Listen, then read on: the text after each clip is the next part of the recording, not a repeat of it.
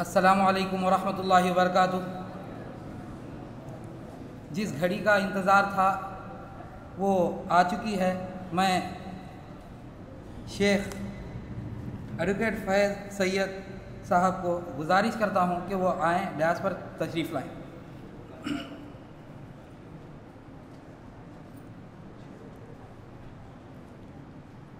हज़रात, इस दुनियाए रंग व बू में जितनी भी आसमानी किताबें नाजिल की गई, इन सब में सबसे अफजल, सबसे अकमल, सबसे अजमल, सबसे अहसन, सबसे अफसह, सबसे मुबारक किताब कुरान मजीद है। जी हाँ, जिस तरह रातों में सबसे अफजल रात लैलतुल क़द्र है, जिस तरह दिनों में तमाम दिनों का सरदार यौम जुमा है, जिस तरह महीनों में सबसे मुबारक महीना माह रमज़ान है, जिस तरह मखलूक़ात में सबसे अशरफ मखलूक हज़रत इंसान है, जिस तरह फ़रिश्तों में सैयदुल मलाइका हज़रत जिब्रील अमीन है, जिस तरह रसूलों में सबसे अफजल रसूल मोहम्मद रसूलुल्लाह सल्लल्लाहु अलैहि वसल्लम है, ठीक इसी तरह किताबों में सबसे अफजल किताब कुरान मजीद है। किसी ने क्या खूब कहा है, सब किताबों से भला कुरान है, ये हमारा दीन है, ईमान है तिलावत इसकी बरकत का सबब, इस पे जानो दिल मेरा कुर्बान है। तो आइए इसी कुरान करीम की बाबरकत आयतों से आज हम अपने इस इजलास का आगाज़ करें, ताकि अज़ अव्वल ता आखिर बज़्म इजलास में नूर की बरका बरसती रहे। तो इसके लिए मैं गुजारिश करूँगा कि हाफिज़ कुरान हाफिज़ मोहम्मद इब्राहिम बिन वसीउज़्ज़मा से कि वो आएँ और तिलावत कुरान से इस इजलास का आगाज़ करें। अस्सलामु अलैकुम वरहमतुल्लाहि वबरकातुह। अऊज़ु बिल्लाहि मिनश शैतानिर रजीम। बिस्मिल्लाहिर रहमानिर रहीम। कुंतुम खैरा उम्मतिन उखरिजत लिन्नास तअमुरूना बिल मारूफि व तन्हौना अनिल मुनकरि व तु'मिनूना बिल्लाह वलौ आमना अहलुल किताबि लकान खैरन लहुम मिनहुमुल मुअमिनूना व अक्सरुहुम फासिकून। लन यज़ुर्रुकुम इल्ला अज़ा व इन युक़ातिलूकुम युवल्लूकुमुल अदबार सुम्मा ला युंसरून। ज़ुरिबत अलैहिमुज़ ज़िल्लतु ऐनमा सुक़िफ़ू इल्ला बिहब्लिम मिनल्लाहि व हब्लिम मिनन्नास व बाऊ बिग़ज़बिन मिनल्लाहि व ज़ुरिबत अलैहिमुल मस्कना ज़ालिक बिअन्नहुम कानू यकफ़ुरून बिआयातिल्लाहि व यक़्तुलूनल अंबियाअ बिग़ैरि हक़्क़ ज़ालिक बिमा असव व कानू यअतदून। लैसू सवाअ मिन अहलिल किताबि उम्मतुन क़ाइमतुन यतलूना आयातिल्लाहि आनाअल लैलि व हुम यस्जुदून। यु'मिनूना बिल्लाहि वल यौमिल आखिरि व यअमुरूना बिल मारूफि व यनहौना अनिल मुनकरि व युसारिऊना फिल खैरात व उलाइक मिनस सालिहीन। वमा यफ़अलू मिन खैरिन फलन युकफ़रूह वल्लाहु अलीमुम बिल मुत्तक़ीन। अस्सलामु अलैकुम वरहमतुल्लाहि वबरकातुह। मोहतरम हज़रात, जैसा कि हम सब जानते हैं कि आज के इस इजलास आम में मोहतरम जनाब एडवोकेट फैज़ सैयद साहब की तकरीर होगी। एडवोकेट फैज़ सैयद साहब प्रेसिडेंट इस्लामिक रिसर्च सेंटर, ये किसी तारुफ़ के मोहताज नहीं है। इनका तारुफ़ करना गोया सूरज को चराग दिखाना है। आपकी तकारीर मुख्तलिफ़ अनावीन पर यूट्यूब में मौजूद हैं। आप बड़े ही आसान ज़बान में पेचीदा से पेचीदा मसाइल को हल को मिसाल लोगों तक पहुंचाते हैं। मैं ज़्यादा वक्त ना लेते हुए इस शेर के साथ आपको दावत देता हूँ कि वो आएँ और मौजूदा दौर में मुसलमानों की ज़िम्मेदारियों पर खिताब करें। तुम आ गए हो तो कुछ चांदनी सी बातें हों, तुम आ गए हो तो कुछ चांदनी सी बातें हों, ज़मीं पे चांद कहाँ रोज़ रोज़ उतरता है। हर गली अच्छी लगी, हर एक घर अच्छा लगा, हर गली अच्छी लगी, हर एक घर अच्छा लगा, वो जो आया शहर में शहर भर अच्छा लगा। मैं मौसूफ़ को मदऊ करता हूँ कि वह आएँ और तकरीर पेश करें। बिस्मिल्लाहिर्रहमानिर्रहीम। अल्हम्दुलिल्लाहि रब्बिल आलमीन वस्सलातु वस्सलामु अला रसूलिहिल करीम व अला आलिहि व अस्हाबिहि अजमाइन। रब्बि इश्रह ली सदरी व यस्सिर ली अमरी वहलुल उक़दतम मिन लिसानी यफ़क़हू क़ौली। वक़ाल अज़्ज़ व जल्ल फ़िल क़ुरआनिल मजीद अऊज़ु बिल्लाहि मिनश शैतानिर रजीम बिस्मिल्लाहिर्रहमानिर्रहीम। वल अस्र इन्नल इंसाना लफ़ी ख़ुस्र इल्लल्लज़ीना आमनू व अमिलुस्सालिहाति व तवासौ बिल हक़्क़ि व तवासौ बिस्सब्र। अम्मा बाद। तमाम तारीफ़ें उस अल्लाह अज़्ज़ व जल्ल के लिए लायक व ज़ेबा है जो तमाम जहानों का बनाने वाला और उसे पालने वाला है, और दरूद व सलाम उसके आखिरी नबी मोहम्मद सल्लल्लाहु अलैहि वसल्लम पर। अल्हम्दुलिल्लाह, जैसा कि आप तमाम के सामने ऐलान किया गया था कि आज बाद नमाज मग़रिब मैं चंद बातें दौर हाजिर में उम्मत मुस्लिमा की ज़िम्मेदारियाँ, रिस्पॉन्सिबिलिटीज़ क्या होंगी एक उम्मत की हैसियत से, वो रखने की बहरहाल इंशाअल्लाह अज़ीज़ कोशिश करूँगा। और मैं समझता हूँ जो लोग इस उन्वान को, इस टॉपिक को सुनकर आए हैं वो बड़ी संजीदगी के साथ आए हैं, एक सीरियसनेस के साथ आए हैं कि कुछ हमको करना है, याद रखिए। और मैं हमेशा जब भी तकरीरें देता हूँ या स्पीचेस देता हूँ तो ये बात ज़रूर कहता हूँ, और ख़ास तौर से ऐसी जगह जब मैं तकरीर देता हूँ जहाँ लोगों के सर में और दाढ़ी में सफ़ेद रंग कम हो, मतलब ऐसे लोग जो नौजवान हों, तो उनको ये नसीहत हमेशा करता हूँ। और वो ये है कि जब भी हम किसी दीनी इज्तिमा में जाए, किसी प्रोग्राम में जाए, जुमा का खुतबा होता है, जहाँ भी जाए, तो अगर इस नीयत से, इस अज़्म से, इस इरादे से जाए कि कुछ ना सही, क्योंकि मुखर्रिर तो बहुत सारी बातें बोलते हैं ना, 20 मिनट, 30 मिनट, 40 मिनट, 50 मिनट, 1 घंटा, 2 घंटे, लेकिन उन तमाम बातों में से कुछ ना सही एक नसीहत लेकर उठूँगा बस। बात तो बहुत सारी की जाएंगी, लेकिन अगर एक नसीहत लेकर अगर उठूँगा, इसको तहिया कर ले, तो 50 के करीब जुमा आते हैं साल में। जुमा के खुतबे सुने आपने, ईदैन के 2 खुतबे आपने सुने, उसके अलावा दीगर इज्तिमात अगर महीने में एक इज्तिमा भी आते हैं तो आप वो करेंगे। तो अगर आप ऐसा हर इज्तिमा से, हर प्रोग्राम से एक चेंज, हर खुतबे से एक तब्दीली लेकर उठेंगे तो यकीन जानिए ये खुतबे हमारे लिए जुमा के काफ़ी है, हमको दीगर इस्लाह माशरा के प्रोग्राम करने की और ज़रूरत भी नहीं, याद रखिए। तो लिहाजा इस इरादे के साथ कि हम कुछ तब्दील करने की कोशिश करेंगे। ये तब्दीली अपने नफ्स में हो सकती है, अपने अंदर, ये तब्दीली अपने ख़ानदान रिश्तेदारों में हो सकती है, ये तब्दीली अपने समाज और माशरे में हो सकती है, याद रखिए, सोसाइटी और कम्युनिटी में हो सकती है। लेकिन हमको कुछ ना कुछ अज़्म करना है, याद रखिए, वरना अभी इस चीज़ को गौर कीजिए, ये ज़िंदगी का मामला बड़ा अजीब है, याद रखिए। ये इस रफ्तार से गुजरती चली जाती है कि इंसान को महसूस भी नहीं होता है, महसूस भी नहीं होता कब गुजर गई और कितनी गुजर गई। फिर एक वक्त गुजरने के बाद अगर हमें पछतावा हो, फिर ख्याल आए, फिर कोशिश करें, जबकि हम मसरूफियत में फंस जाए। समझ रहे हैं? जवानी में क्या होता है, वक्त होता है, लेकिन जब इंसान का शादी ब्याह, दीगर मसरूफियतें, तिजारत, हलाल रोज़ी कमाना, सफ़र करके जाना, सब चीज़ें शुरू हो जाती है, फिर उसके लिए बहुत मुश्किल होता है टाइम निकाल पाए। उस मरहले में इंसान सोचता है कि काश मैंने अपनी जवानी में जब खाली वक्त मेरे पास हुआ करता था, अगर मैं तब सही इस्तेमाल कर लेता तो आज शायद मैं कुछ किया होता, अल्लाह के सामने हाजिर होता तो कुछ जवाबदेह होता कि हाँ अल्लाह मैंने मुझे तूने ये सलाहियत दी थी, ये फ़न, ये हुनर, ये महारत, ये पैसा, ये दौलत दी थी, मैंने यहाँ इस्तेमाल किया। लेकिन उमूमन हमारा रवैया या हमारी रविश इस तरह से हो गई है कि हम चीज़ों को बस सुनने के आदी है। मैं नहीं कह रहा हूँ आप सब, लेकिन उमूमन आम तौर से। और कुछ लोगों को तकरीर में नसीहत से ज़्यादा मज़ा आता है। कैसे आता है मुझे नहीं समझ में आता, लेकिन वो मज़ा लेते हैं, क्या मज़ेदार तकरीर थी, वो कैसे आता है मज़ा मुझे नहीं पता, ठीक। हालांकि हर तकरीर वाज़ व नसीहत किताब व सुन्नत के मुताबिक होती है, हर उसके अंदर कुछ ना कुछ नसाहे हमारे लिए, नसीहतें, लेसन से सबक है, याद रखें। तो बहरहाल हमें उन असबाक को, उन सबक को या इस चीज़ को तहिया करके उठना है कि मैं एक चेंज, एक तब्दीली ज़रूर लाऊँगा। और ख़ास तौर से जो महीना बस आने वाला है, बहुत करीब है, बहुत ही करीब है, याद रखिए।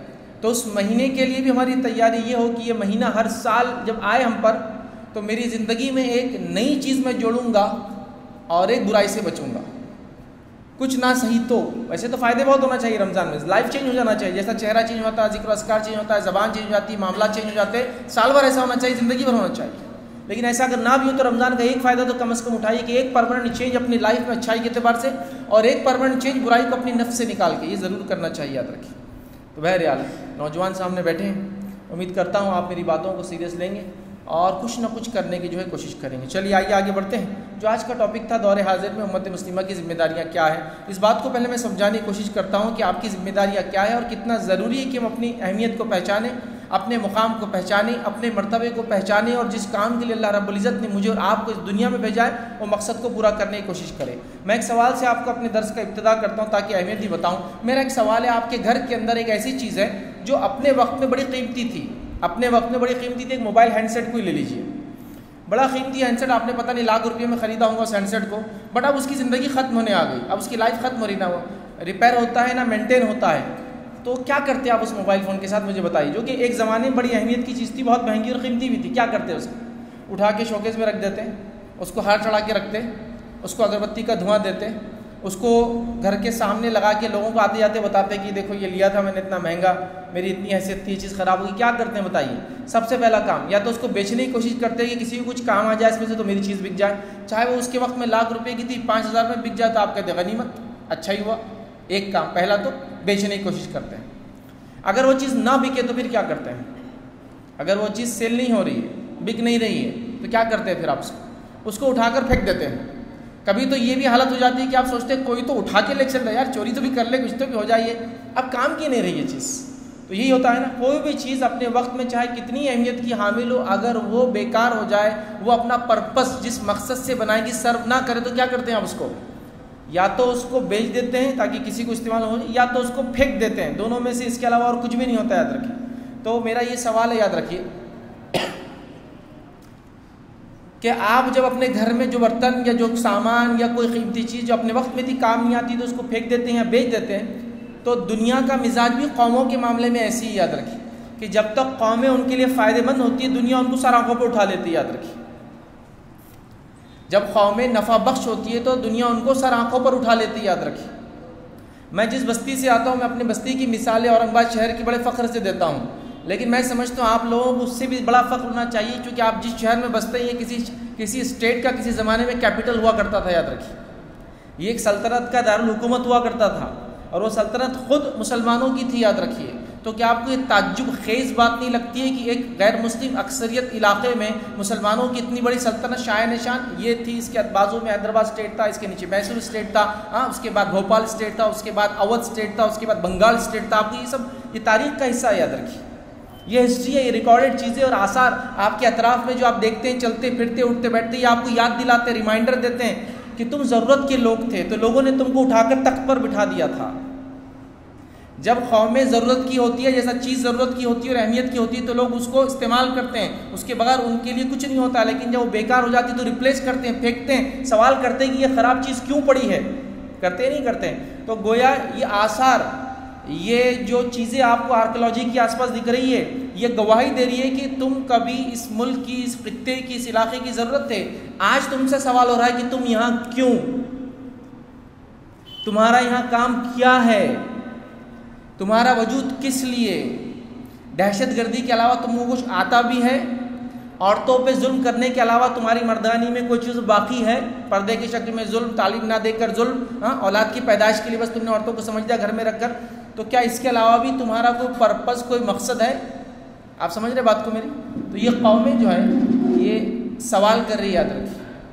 तो जिस तरह से जब कोई चीज़ चाहे कितनी अहमियत की हामिल हो, जब वो काम नहीं आती है, वो फ़ायदा नहीं देती जिसके लिए बनी है, तो लोग उसके बारे में सवाल करते हैं। या तो उसको बेच दिया जाता है, या तो उसको फेंक दिया जाता है, उसको रिप्लेस करके दूसरी चीज़ लाई जाती है। तो यही हाल आज हमारा है। जब हमने अपनी अहमियत को भुला दिया, जब हम अपना मुकाम भूल गए, जब हम ये भूल गए कि हमको किस मकसद के लिए दुनिया में भेजा गया था, तो अब क्या हो गया मालूम आपको? आप एक बोझ बन गए लोगों के ऊपर, याद रखिए, या लोगों को बोझ नज़र आ रहे हैं। और क्यों ना हो, वाकई में ऐसी होता है, जो चीज़ सबसे अहमियत की हामिल होती है, लोग उसी से तो सवाल करते तुम अब क्या कर रहे हो। एक दुनिया भर का सबसे निकम्मा, सबसे आवारा, सबसे बेकार, सबसे सुस्त और काहिल इंसान से कोई नहीं पूछता है तुम क्या कर रहे हो। सवाल उसी से होता है तुम क्या कर रहे हो या तुमने क्या किया, जिसके अंदर कुछ करने की सलाहियत होती है, याद रखिए। तो अगर कौमें आपसे सवाल करती है कि तुमने अब क्या किया, तो वो गोया आपको समझते हैं कि तुमको कुछ करना चाहिए था, तुमने वो नहीं किया जिसके लिए तुम थे, याद रखो। ये बात को आप समझो। तो नतीजतन वो कौमों को रिप्लेस कर दिया जाता है। अब जब कौम अहमियत की हामिल हो जाती है, कौमें जब ज़रूरत बन जाती है दूसरी कौमों की, तो कौमें उनके तरफ ऊंची नज़रों से देखना शुरू कर देती है, उनके जैसा होना पसंद करती है, उनके चाल ढाल चलन ढलन उठने बैठने फैशन को अपने लिए फ़ख्र समझती है वो चीज़ को करना, उनके मुल्कों में जाना, उनके सरजमीन पर घूम के आना, क़दम रखना, उनके वीज़े अपने पासपोर्ट में लगाना फ़ख्र बन जाता है हमारे लिए। होता है नहीं होता है ना? और हुआ दुनिया ने इसकी शाहिद है। देखिए यूरोप से कुछ लोग निकले आज से 200 साल पहले, ज़्यादा पुरानी बात नहीं, तारीख़ में इसको मॉडर्न हिस्ट्री बोलेंगे। 200 साल पहले कुछ लोग यूरोप से निकले और उन्होंने तय किया कि हम एक नई दुनिया बनाएंगे, और वो नई दुनिया जो है अटलांटिक पार बनाने का उन्होंने इरादा किया। एक ऐसी सरजमीन पे गए जो सरजमीन गैर आबाद की, एक तरह से बहुत कम और बहुत मामूली इंसान की बस्ती थी, वो वहाँ से गए और उन्होंने सोचा कि हम एक नई दुनिया बनाएंगे जो इंसानियत की ज़रूरत होंगी। आज 200 साल बाद वो इंसानियत की ऐसी ज़रूरत याद रखिए कि उनके बगैर दुनिया में कुछ नहीं होता है। होता है नहीं होता है? उनके वीज़े अगर हमारे पासपोर्ट में लग जाए तो हमारी पूरी ज़िंदगी उसमें मर रहे और हम खबरें सिर्फ वो पासपोर्ट में मेरा वीज़ा लग जाए कि मैं US जाके आया, US का वीज़ा मेरे पासपोर्ट में लगा हुआ है। हमारा बच्चा US बोलते बोलते बाप 10 फीट ज़मीन से ऊपर होता है, उसको पकड़ के लाना पड़ता है, नीचे नीचे US में है। हमारे एक रिश्तेदार USA में जाते आते रहते हैं तो इनको फ़ख्र हो जाता है। ये होता है जब कौमें ज़रूरत की हामिल हो जाती है ना, वो इंसानियत की ज़रूरत बन जाती है, तो लोग उनके करीब जाने को भी फ़ख्र समझते हैं अपने लिए। और वो कैसी ज़रूरत बन गई इंसानियत की? दुनिया की हर चीज़ वो आपको दे रहे हैं, हर नफ़ा बख्श चीज़ के पीछे उनका हाथ है, या तो उसके इन्वेंशन में उनका हाथ है, या उसके आइडियाज़ में उनका हाथ है, या तो उसके मैन्युफैक्चरिंग में उनका हाथ है, या तो वो टेक्नोलॉजी आपको दे रहे हैं। चूँकि वो नफ़ा दे रहे हैं तो दुनिया करी इनकी ज़रूरत है। फिर ये चाहे दन दनाते हुए अपने पैरों के नीचे इंसानों को चूटियों के ऐसे कुचले, कोई उनके खिलाफ आवाज़ नहीं उठाता, इसलिए कि वो इंसानियत की ज़रूरत बन बैठे हैं। आप समझ रहे इस बात को? आप समझ रहे इस बात को? तो पहले अपने मुकाम को पहचानिए, तब जिम्मेदारियों का एहसास होगा, तब काम कर पाओगे। किसी को ये पता ही नहीं हो कि उसका मुकाम क्या है, हीरे को ये ना पता हो कि वो हीरा है, वो समझे वो कांच है, तो फिर बड़ा मुश्किल है। याद रखिए कि उसको खुद समझा जाए कि तेरी वैल्यू क्या है, तो किस अहमियत का हामिल है, याद रखिए। और जब कौमें अहमियत की हामिल हो जाती है, इंसानियत की ज़रूरत बन जाती है, तो मैं आपको मिसाल देता हूँ खाली बात समझने के लिए। हमारे पास एक कपड़ा होता है, वो कॉमनली यूज़ होता है पैंट्स के लिए, उसको जीन्स बोलते हैं। जीन्स का कपड़ा सोचते ना, मैं कोई हराम नहीं उसका पहनना, कोई गलत नहीं, मैं मिसाल दे रहा हूँ। जीन्स बोलते हैं। जीन्स मालूम आपको क्या कपड़ा है आपको? ये जो अमेरिका के अंदर जो माइनर्स होते हैं, रेलवे लाइन्स बिछाते हैं, सर्दी का रहता मामला, और सर्दी के अलावा दूसरा जो काम करते बड़ी मेहनत का होता है, माइंस में काम कर रहे, खुदाई कर रहे, रेलवे ट्रैक्स डाल रहे, फलां कर रहे, तो उन लोगों ने ये कपड़े को क्या कि कपड़ा बड़ा मजबूत होता है, बड़ा अच्छा होता है, गर्म भी होता है, लेकिन अनथक मेहनत करने की वजह से कुछ जगहों पर फट जाता है। वो खासतौर से रानों पर फट जाता है, खासतौर से घुटनों पर फट जाता है। क्यों? तो अनथक मेहनत करता है आदमी, तो उसके धागे निकलना शुरू हो जाते हैं, रेशे निकलना चालू हो जाते हैं। तो ये उनके माइनर्स का ड्रेस है। जब कौमें जब दूसरी कौमों को अहमियत का हामिल समझती है ना, तो उनकी हर चीज़ को अपना लेते दिलो जान से। तो लोग सिली हुई जीन्स के मुकाबले में फटी हुई जीन्स महंगे दामों में लेते हैं। क्यों? तो ये उन्होंने काम करने वाले जैसे पहनते हैं ना अमेरिका के, वैसे हम पहनते, तो हमको फ़ख्र होता है। आपने कभी टी शर्ट्स पे गौर किया? आपकी जो बच्चे पहनते हैं 69 number, 57 number, 71 number, railway track, railway group number फला है, माइनर नंबर आप देख रहे हैं, ये वहाँ के काम करने वाले मजदूर पहनते हैं। तो जो कौम किसी कौम की ज़रूरत बन जाती है, तो लोग उनके मजदूरों का लिबास भी अपने लिए फैशन और फ़ख्र समझते हैं। समझ रहे हैं आप बात? ये कौमों का दबदबा होता है। तो जब कौम अपनी अहमियत को भूल जाती है, अपना वक़ार खुद खो देती है, अपने मकसद को भूल जाती है, रब्बुल इज़्ज़त ने क्यों पैदा किया, अगर हमने अपने मकसद को भूल गया, तो फिर कौमें सवाल करती है, आप क्यों, किस लिए, क्या मकसद है आपका, क्या दिया आपने दुनिया को आज तक, ये सवालें उठाती, याद रखिए। तो यही होता है। तो कौमों का मिजाज भी ऐसी, जैसे आपका मिजाज पुरानी चीज़ जो इस्तेमाल में नहीं आती है, काम की नहीं रहती, ख़राब हो जाती होता है, कौमों का भी होता है। तो आज कौमों का मिजाज हमारे ताल्लुक़ से भी कुछ इसी तरह नज़र आ रहा है, याद रखिए। तो दौरे हाजिर में करने उम्मत मुस्लिमा की क्या ज़िम्मेदारियाँ हैं, उन ज़िम्मेदारियों को आपके सामने रखने की मैं जो आज कोशिश करूँगा। जब मैं ज़िम्मेदारियों को आपके सामने रखूँगा, तो इन ज़िम्मेदारियों को आपको समझने की कोशिश करना है, और इनमें से जिस भी फील्ड में आप काम करते हैं उस शोबे में आगे बढ़ने की आपको ज़रूरत है, याद रखिए, उस शोबे में आपको बढ़ने की ज़रूरत है। ये कैसा अजीब मामला है, आप थोड़ा गौर करो, कैसा अजीब मामला, थोड़ा सिर्फ गौर करो। कोई ऐसा गैजेट समझते हैं ना, इस्तेमाल की चीज़ें घड़ी की शक्ल में आजकल इस्तेमाल हो रही, मोबाइल है, टैबलेट्स है, हैंडसेट है, लैपटॉप्स है, क्या क्या नहीं आप गैजेट्स होते हैं जिस वगैरह इंसान इस्तेमाल करता है। कोई एक गैजेट आप ऐसा बता सकते हैं कि इस पर लिखा हो कोई मुस्लिम मुल्क का नाम मेड इन फुला, बताओ ना गैजेट एक बता दो कि इस पर लिखा हो मेड इन, समझ रहे ना, कोई मुस्लिम मुल्क का नाम एक बता दो, कोई गैजेट जो आप इस्तेमाल करते हो या आपकी ज़िंदगी में हो। हाँ, आप तुर्की की जहानामाज बता सकते हैं, ईरान का खालिद बता सकते हैं, लेकिन कोई टेक्नोलॉजी का कोई गैजेट बता दो जिस पे कोई मुस्लिम मुल्क का नाम छपा हुआ आता हो, मेड इन।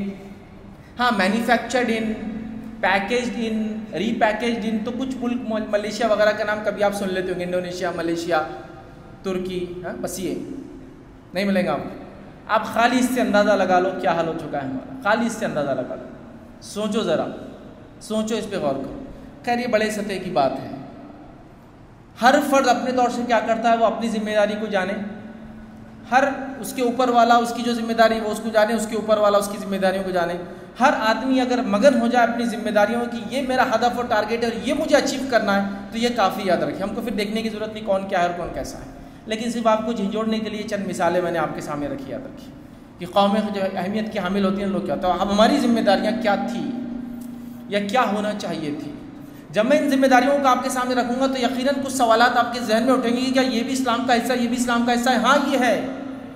इस बात की तरफ आगे बढ़ने से पहले ये बता दूं कि नबी अकरम सल्लल्लाहु अलैहि वसल्लम हदीस बयान और अलग अलग हदीसें मतन नहीं पढ़ रहा हूँ उसका, लेकिन उसके मफहूम में आपके सामने रख रहा हूँ, उसके माने में आपके सामने रख रहा हूँ। एक रिवायत में आपने फरमाया कि अल्लाह रब्बुल इज़्ज़त रोज़े क़यामत इंसान से पूछेगा, ए मेरे बंदे मैं प्यासा था तूने पानी नहीं पिलाया। सही मुस्लिम की रिवायत है ये। बंदा कहेगा अल्लाह रब्बुल इज़्ज़त तू रज़ाक़, तू रिज़्क़ देने वाला, तू कब प्यासा था और मैंने कब पानी नहीं पिलाया। तो अल्लाह कहेगा क्या फुला बंदे ने तुझसे पानी नहीं मांगा था? तो कहा अल्लाह मांगा था, तो तू अगर उसको पिला देता तो गोया तूने मुझे वो किया था। फिर पूछेगा मेरे बंदे मैं भूखा था तूने मुझे खाना नहीं खिलाया। तो बंदा कहेगा अल्लाह तू रज़्ज़ाक़ है, तू रिज़्क़ देने वाला है, तू कब भूखा था और मैंने नहीं खिलाया। तो अल्लाह कहेगा क्या तूने उस बंदे को नहीं देखा जो तुझसे खाना मांगने आया था? अगर तू उसको खिला देता तो गोया तूने मुझे वो चीज़ दिया था। ये बातें सुनी ना आप, सुनी। नबी अकरम सल्लल्लाहु अलैहि वसल्लम फरमाते हैं कि हिल्फुल फुज़ूल नाम की एक कमेटी थी।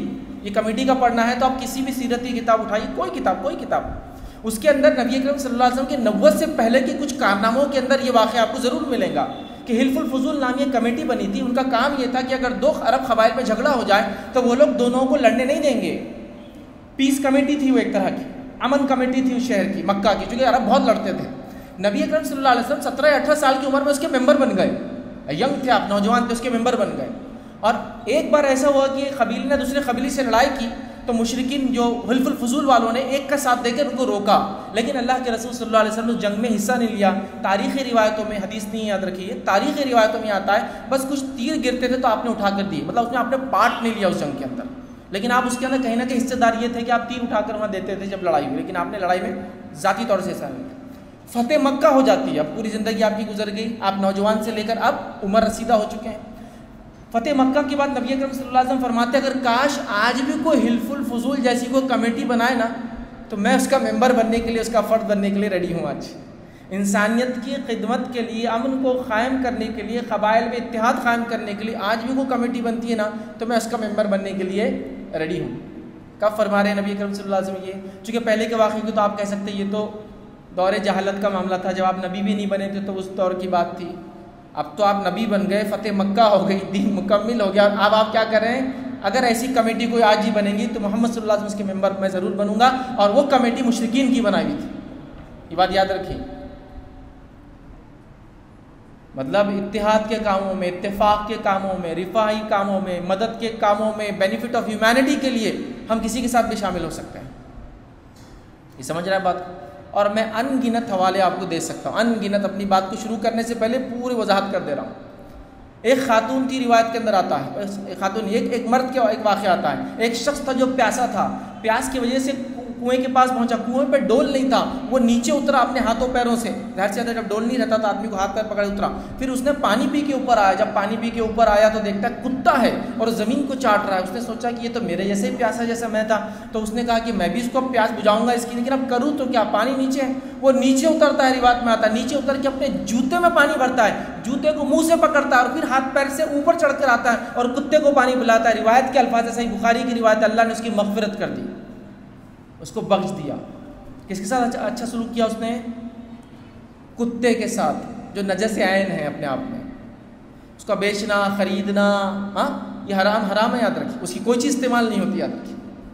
लेकिन उसके साथ भी उसने सलूक किया, अच्छा बर्ताव किया, तो मग़फ़िरत हो गई। एक दूसरी खातून का सही बुखारी की रिवायत है, एक खातून थी जो फ़ाहिशा थी, रिवायत के अल्फाज, उसने एक प्यासे कुत्ते को पानी पिलाया, अल्लाह रब्बुल इज़्ज़त ने उसकी मग़फ़िरत कर दी। कुत्ते के साथ उसने सलूक, तो इंसानों के साथ उसने सलूक का क्या ही अजर होगा। अब क्या होगा, खाली एक रिवायत रखता हूँ, फिर अपने टॉपिक की तरफ जाना है हमको। क्या अजर होगा? आइए एक हदीस सुन लीजिए आप। लोग नमाज़ पढ़ते हैं, हम लोग माशाल्लाह, इमाम साहब इमामत करते हैं, समी अल्लाहु लिमन हमीदा बोलते हैं, तो हम लोग में से बहुत सारे लोग क्या बोलते हैं? रब्बना लकल हम्दु हम्दन कसीरन तय्यिबन मुबारकन फी। ये दुआ कहाँ से आई थी मालूम आपको? ये दुआ एक मरतबा नबी अकरम सल्लल्लाहु अलैहि वसल्लम नमाज़ पढ़ा रहे थे, एक सहाबी नमाज़ पढ़ रहे थे और समी अल्लाहु लिमन हमीदा भी तेज़ बोली जाती थी और रब्बना लकल हम्द भी लोग तेज़ बोलते थे उस ज़माने में, याद रखिए। जैसे आमीन के बारे में रिवायतें आती है ना, तो रब्बना लकल हम्द के बारे में रिवायतें आती है। जिसका रब्बना लकल हम्द फरिश्तों से मिल जाए उसकी मग़फ़िरत हो जाती है उसकी भी, जैसे आमीन के बारे में वही रिवायत है, उसी बाब में आपको नीचे मिलेगी।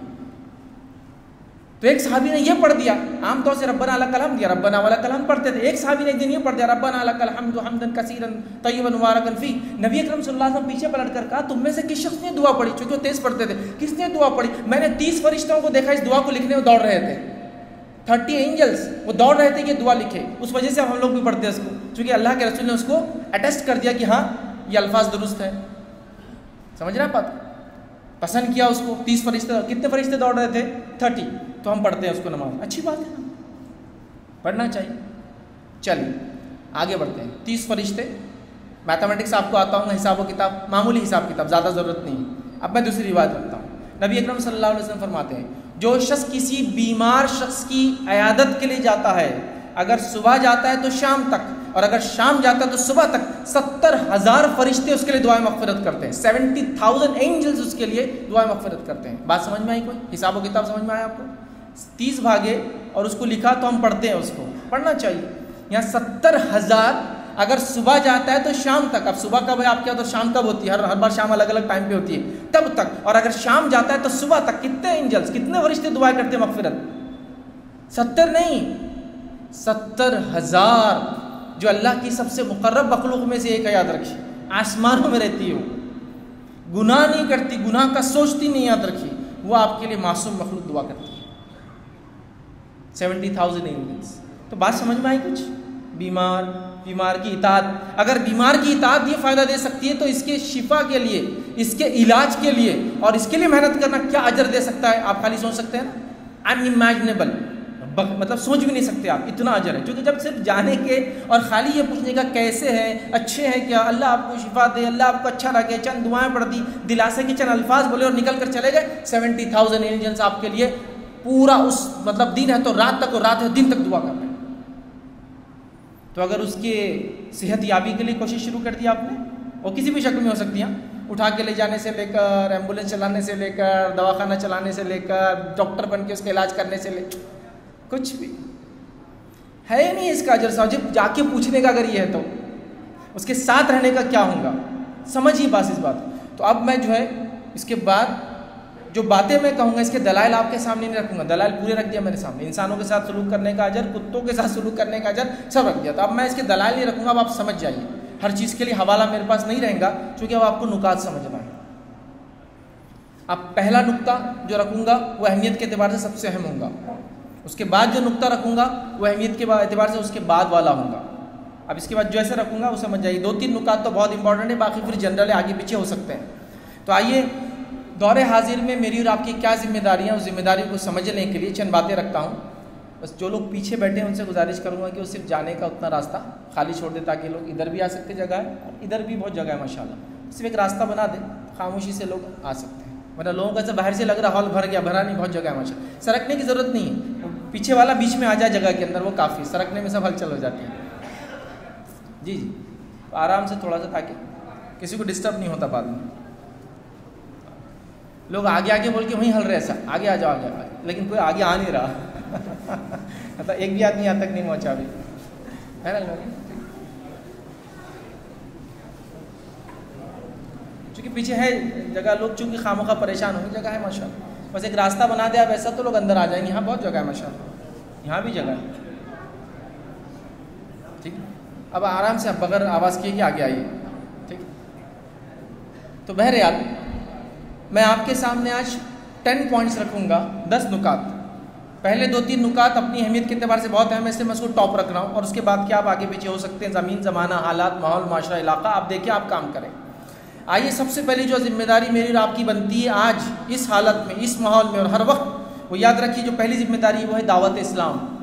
हमको बरादरान वतन तक इस्लाम का पैगाम पहुँचाना, ये सबसे अव्वलीन फरीज़ा है मेरा और आपका, और यही मकसद के तहत अल्लाह रब्बुल इज़्ज़त ने मुझे और आपको इस दुनिया में भेजा। वमा खलक़तुल जिन्न वल इंसा इल्ला लियअबुदून, अल्लाह ने जिन और इंसानों को अपनी इबादत के लिए पैदा किया। तो पहला फरीज़ा दावत इस्लाम है, याद रखो।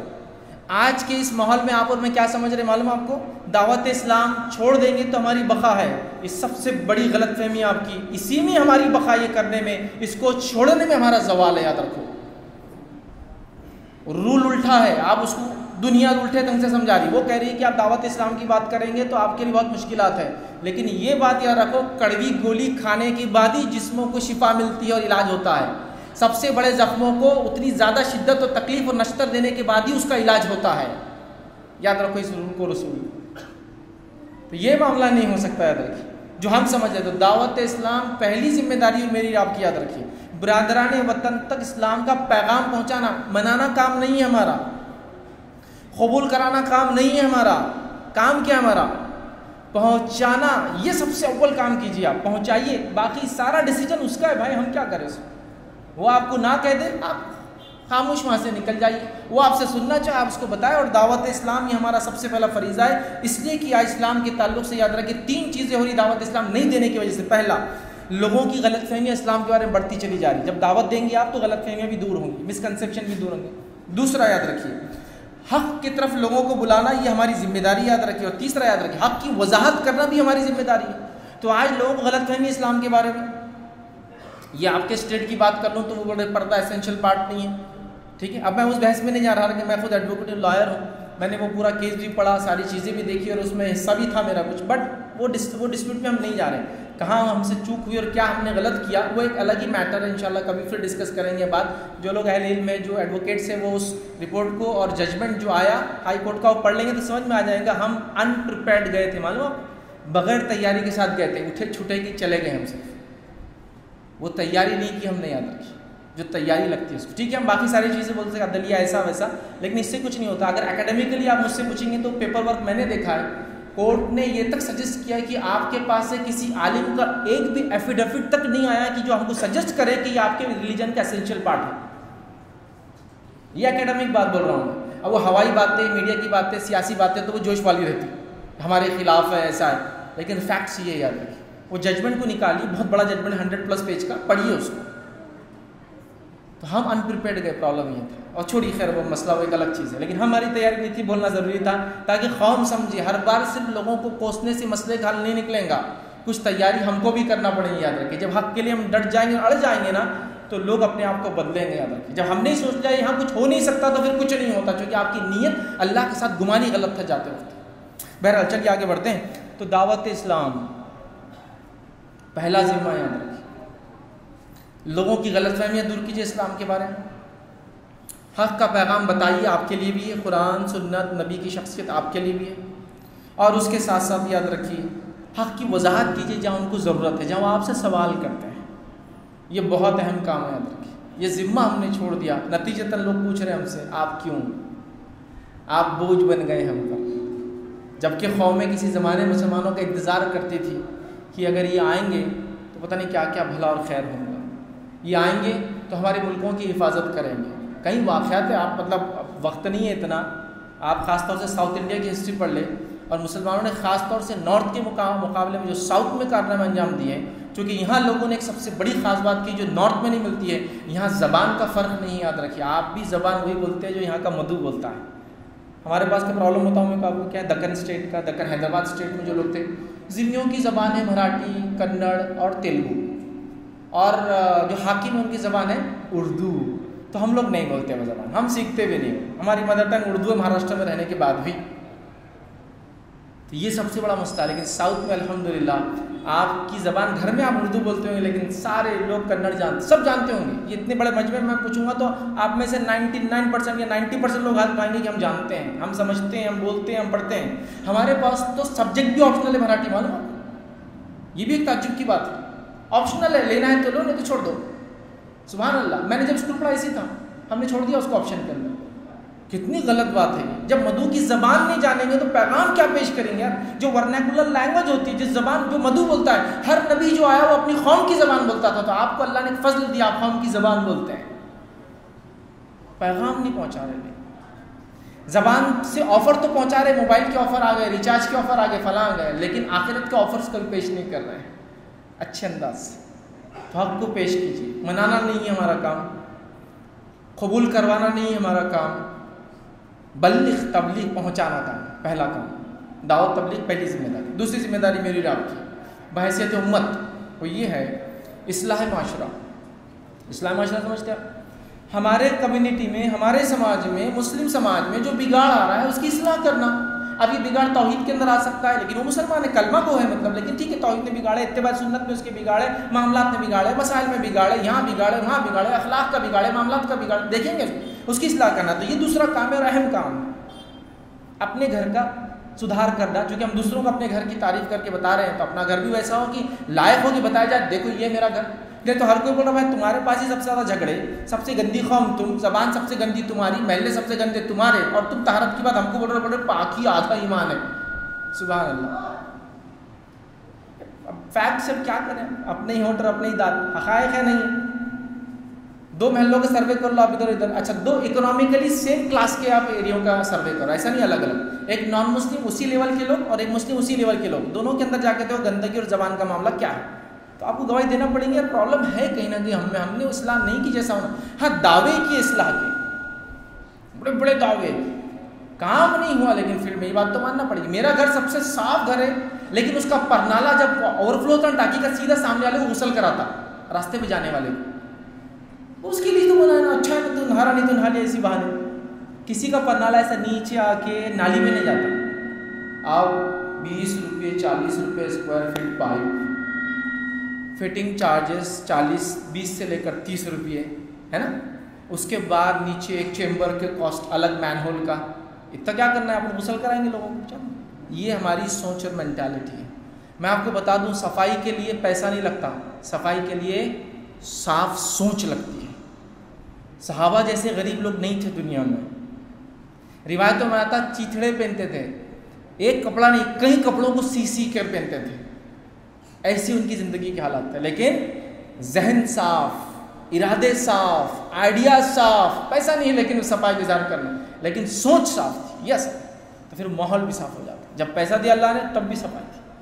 तो मसला ये है इस्लाह माशरा। कहाँ से आप शुरू करेंगे? कमेटियाँ बनाइए, आपके महल्ले में क्या बिगाड़े, आपके इलाके में क्या बिगाड़े, आपके समाज में, वहाँ से शुरू कीजिए। मैं उसको गाइड नहीं कर सकता वो कैसा। तौहीद का अगर बिगाड़ा तो तौहीद के प्रोग्राम लीजिए, तौहीद क्या है, शिर्क क्या है, शिर्क की खबात क्या, लग रहा है इत्तिबा सुन्नत पे लोग अमल नहीं करे, मतलब नबी करीम सल्लल्लाहु अलैहि वसल्लम के तरीके में नहीं चल रहे, तो इत्तिबा सुन्नत के प्रोग्राम आप लोग डिज़ाइन कीजिए उसको, ये आपका काम है, लोकल उलमा का काम है, वहाँ के जिम्मेदारों का काम है, वहाँ की कमेटियों का काम है।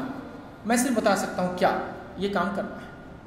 हाँ तंबाकू आम हो चुका है, लड़कियां भागकर निकाह कर रही है, नशा आम हो चुका है, ड्रग्स आम चुका है, हाँ गैम्बलिंग क्या बोलते हैं, सट्टा जो बोलते हैं, जुए बाजियां, पहले ठीक है जुए खाने में जाके खेलते थे लोग, बुरा मानते थे, अभी बाप बेटे दोनों मिलके खेल रहे ऐप के ऊपर। आप समझ रहे बात, मतलब बुराई ना लगी, बुराई ना रही, मतलब अगर ऐसा पत्ता डाले कोई निकाल के जो साबित पत्ता हो उसके ताश के अंदर से, तो ये हराम, ये जुआ, कितना गलत काम करा, और यही ऑनलाइन से उंगलियों से हलाए तो उसको खेल रहे, लगा दे 100 रुपये, क्या जाता है, देख ले किस्मत आजमा के, ये तो ऐप है ना, आप सही जुआ थोड़ी खेल रहे, ऐप है ये तो। कितनी बुराइयां, अब कैसे इन बुराइयों का अहाता करेंगे आप? जबकि बात मैं बुराई से नहीं कह रहा हूँ, लेकिन सोच के लिए कह रहा हूँ। हमारे जिम्मेदारों का एक तबका ऐसा है जो जानता ही नहीं नौजवानों में बिगाड़ और बुराई कहाँ से आ रही है और कैसी आ रही है, नतीजा उनको समझ में नहीं आ रहा। तो वो लोग अभी दूसरी बातों में चल रहे हैं, प्रोग्राम दूसरी किस्म के हो रहे हैं, और नौजवान अपनी गुमराही मतलब अपने इसमें लगे, उनको लगता है कि ये बुराई है ही नहीं, इसलिए तो बड़े कोई बोलते ही नहीं होंगे इसके बारे में रोककर। हो रहा है कि कोई ऐसा ही किसी ने आपके प्रोग्राम रखकर बोला कि गेमिंग के जो वो काम मतलब ऑनलाइन जो हराम काम हो रहे हैं वो क्या है, क्या बताया किसी ने? आपको जुआ हराम है तो पता है, लेकिन ऑनलाइन जो काम हो रही है बुराई पता है क्या क्या हो रही है? नहीं पता है, तो गाइड भी नहीं किया जा रहा। तो नौजवानों को लग रहा है हम जो भी कर रहे हैं बिल्कुल राइट डायरेक्शन में जा रहे हैं। तो बहरहाल इस्लाही माशरा के प्रोग्राम तो बहरहाल आपको बनाना पड़ेगा, आप देखें कहाँ से शुरू करेंगे आप। तीसरा जो हमको अहम काम करना है, मालूम आपको क्या मालूम?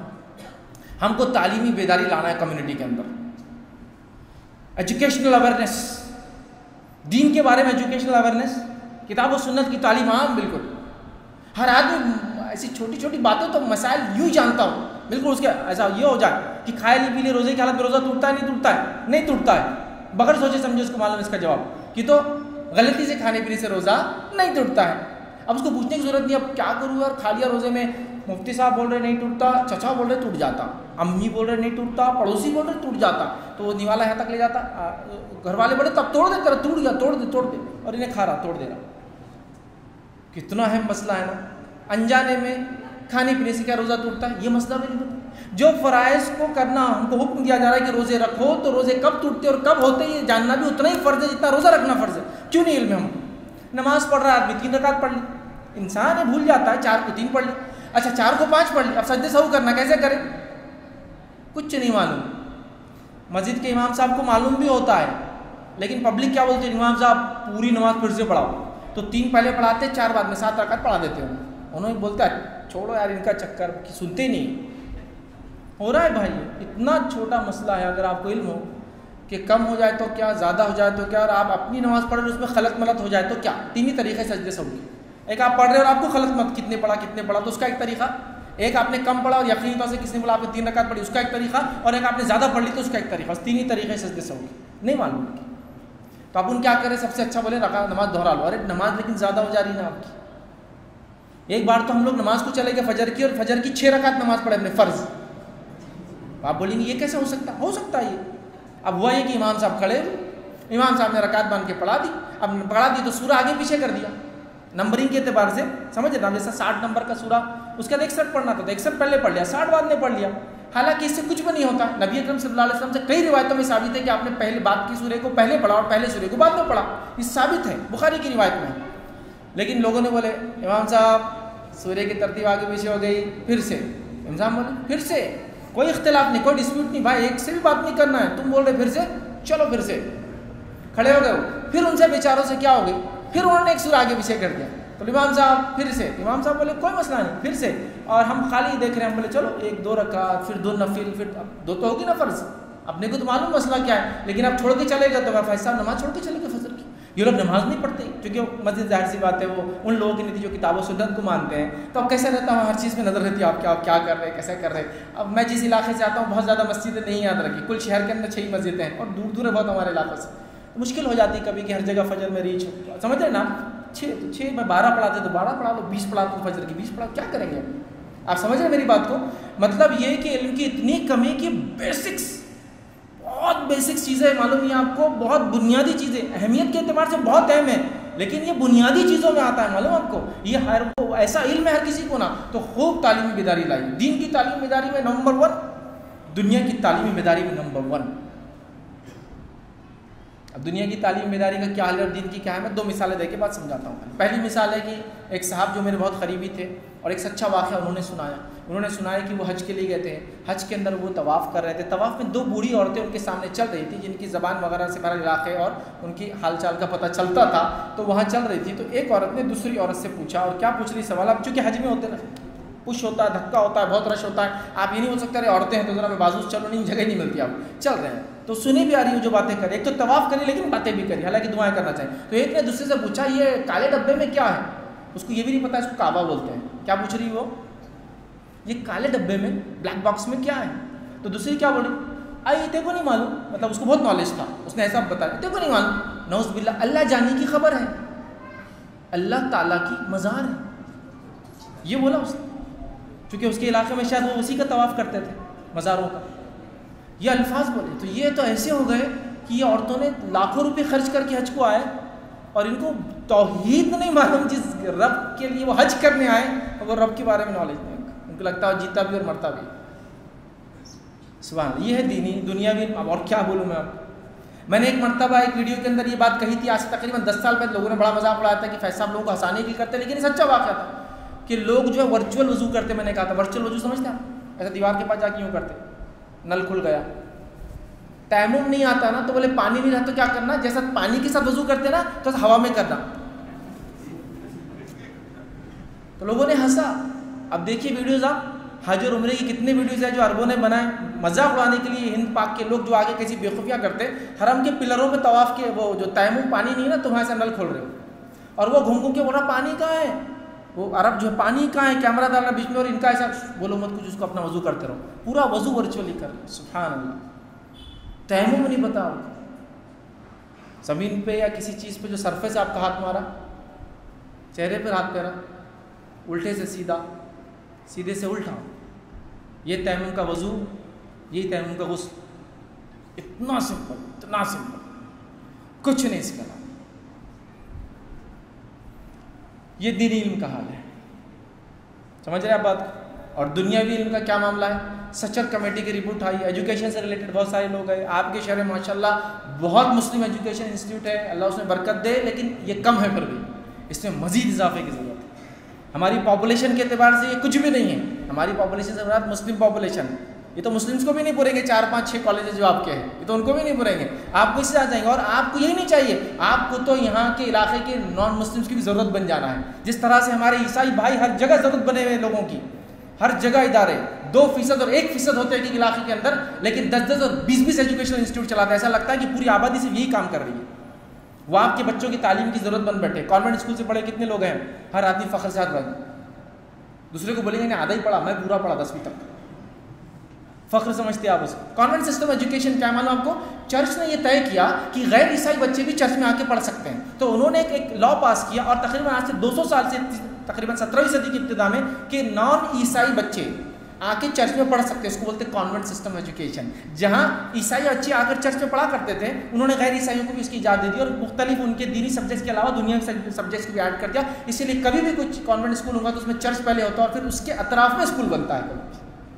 रीज़न बीइंग कि वो मकसद ही उनका होता है कि चर्च का एजुकेशन को फैलाना, जिसमें गैर ईसाई आके भी चाहे तो पढ़ सकते हैं। मतलब उन्होंने अपने एजुकेशन को इतना सोफिस्टिकेटेड, इतना अच्छा कर दिया कि उनके मदरसे में गैर ईसाई जाके पढ़ना शुरू करते हैं। हमारे मदरसों से लोग डरते हैं, वो मदरसा है उनका एक्चुअली, और वहाँ उन्होंने एक लॉ पास कर दिया कि गैर ईसाई भी हमारे मदरसे में पढ़ सकते हैं। आज हमारे मदरसों के पास से लोग जाने को डरते हैं, नॉन मुस्लिम। ज़रूरत बन जाइए कौमों की, बताइए उनको तालीम ये होती है। और इल्म की अहमियत मैं मुसलमानों को नहीं बता सकता। इल्म की अहमियत मुसलमानों को बताना ऐसा ही है जैसे मछली के बच्चों को तैरना सिखाना। वो पैदा ही पानी में होते हैं अंदर की, उनको तैरना सिखाना नहीं पड़ता, उनकी मिजाज और फितरत में होता है। चूँकि एक इंसान जिसको इल्म नहीं, वो अंधा है, अंधा। चूँकि इल्म नूर है, और मुसलमान के पास नूर होता है दीन और दुनिया का। फिर क्यों पीछे हम, क्यों आज पीछे? इसलिए कि हमने इसमें मेहनत ही नहीं की कुछ। हमको लगा बच्चा पढ़ लिया तो अच्छी बात, नहीं तो गैरेज पे तो 50 रुपये रोज़ ला ही लेता है, लेकिन 60 साल की ज़िंदगी क्या गैरेज से कमाएगा? क्यों हम गैरेज ही चलाए? क्यों हम जो है शोरूम्स नहीं डाल सकते गाड़ियों में, सिर्फ गैरेज ही चलाएंगे? सिर्फ कब तक रहेगा ये मामला? कब तक सिर्फ वर्कर ज़हनियत से काम करेंगे हम? उठिए, आगे बढ़िए। ये तालीम ताकत है, आपको मालूम, नॉलेज इज़ पावर। अल्लाह के रसूल सल्लल्लाहु अलैहि वसल्लम को अल्लाह रब्बुल इज़्ज़त ने कोई हथियार दिया, ऐसा हथियार जिससे मुशरिकीन पे फतेह पाई जा सकती थी कि भाई ये टेक्नोलॉजी चल रही है, उस ज़माने के हथियार ये है। मोहम्मद सल्लल्लाहु अलैहि वसल्लम आप और आपके सहाबा के लिए ख़ास टेक्नोलॉजी जिब्रील सिखाएंगे आपको, हथियार, तलवार कैसी धार लगाना, कैसे बताना, ये बताया कभी हुआ ऐसा? नहीं। आपको क्या दिया गया मालूम? अल्लाह ने किताब नाज़िल की, इल्म दिया। चूँकि अल्लाह को पता था नॉलेज ही असल पावर है। चूँकि अगर आपके पास हथियार भी हो तो उसको चलाने के लिए और बनाने के लिए क्या लगता है? इल्म। भूल गए आप, आपकी विरासत थी। इक़रा बिस्मि रब्बिकल लज़ी खलक़, ये थी पहली आयत। शान से फ़ख्र से बोलते हैं ना नबी अकरम सल्लल्लाहु अलैहि वसल्लम, पहली 5 आयतें नाज़िल सूरह इख़लाक़, सूरह अलक़ की कौन सी? इक़रा बिस्मि रब्बिकल लज़ी, पढ़ अपने रब के नाम से जिसने तुझे पैदा किया। है नहीं, क्या पढ़े आपने? ना कुरान किताब पढ़े, ना दुनिया पढ़े। तो सलफ सालिन की ज़िंदगी देखिए, जब उन्होंने अल्लाह की किताब को थामा तो दीन में तो आगे चले गए, दुनिया में पीछे थे। वो थे क्या? वो नहीं थे।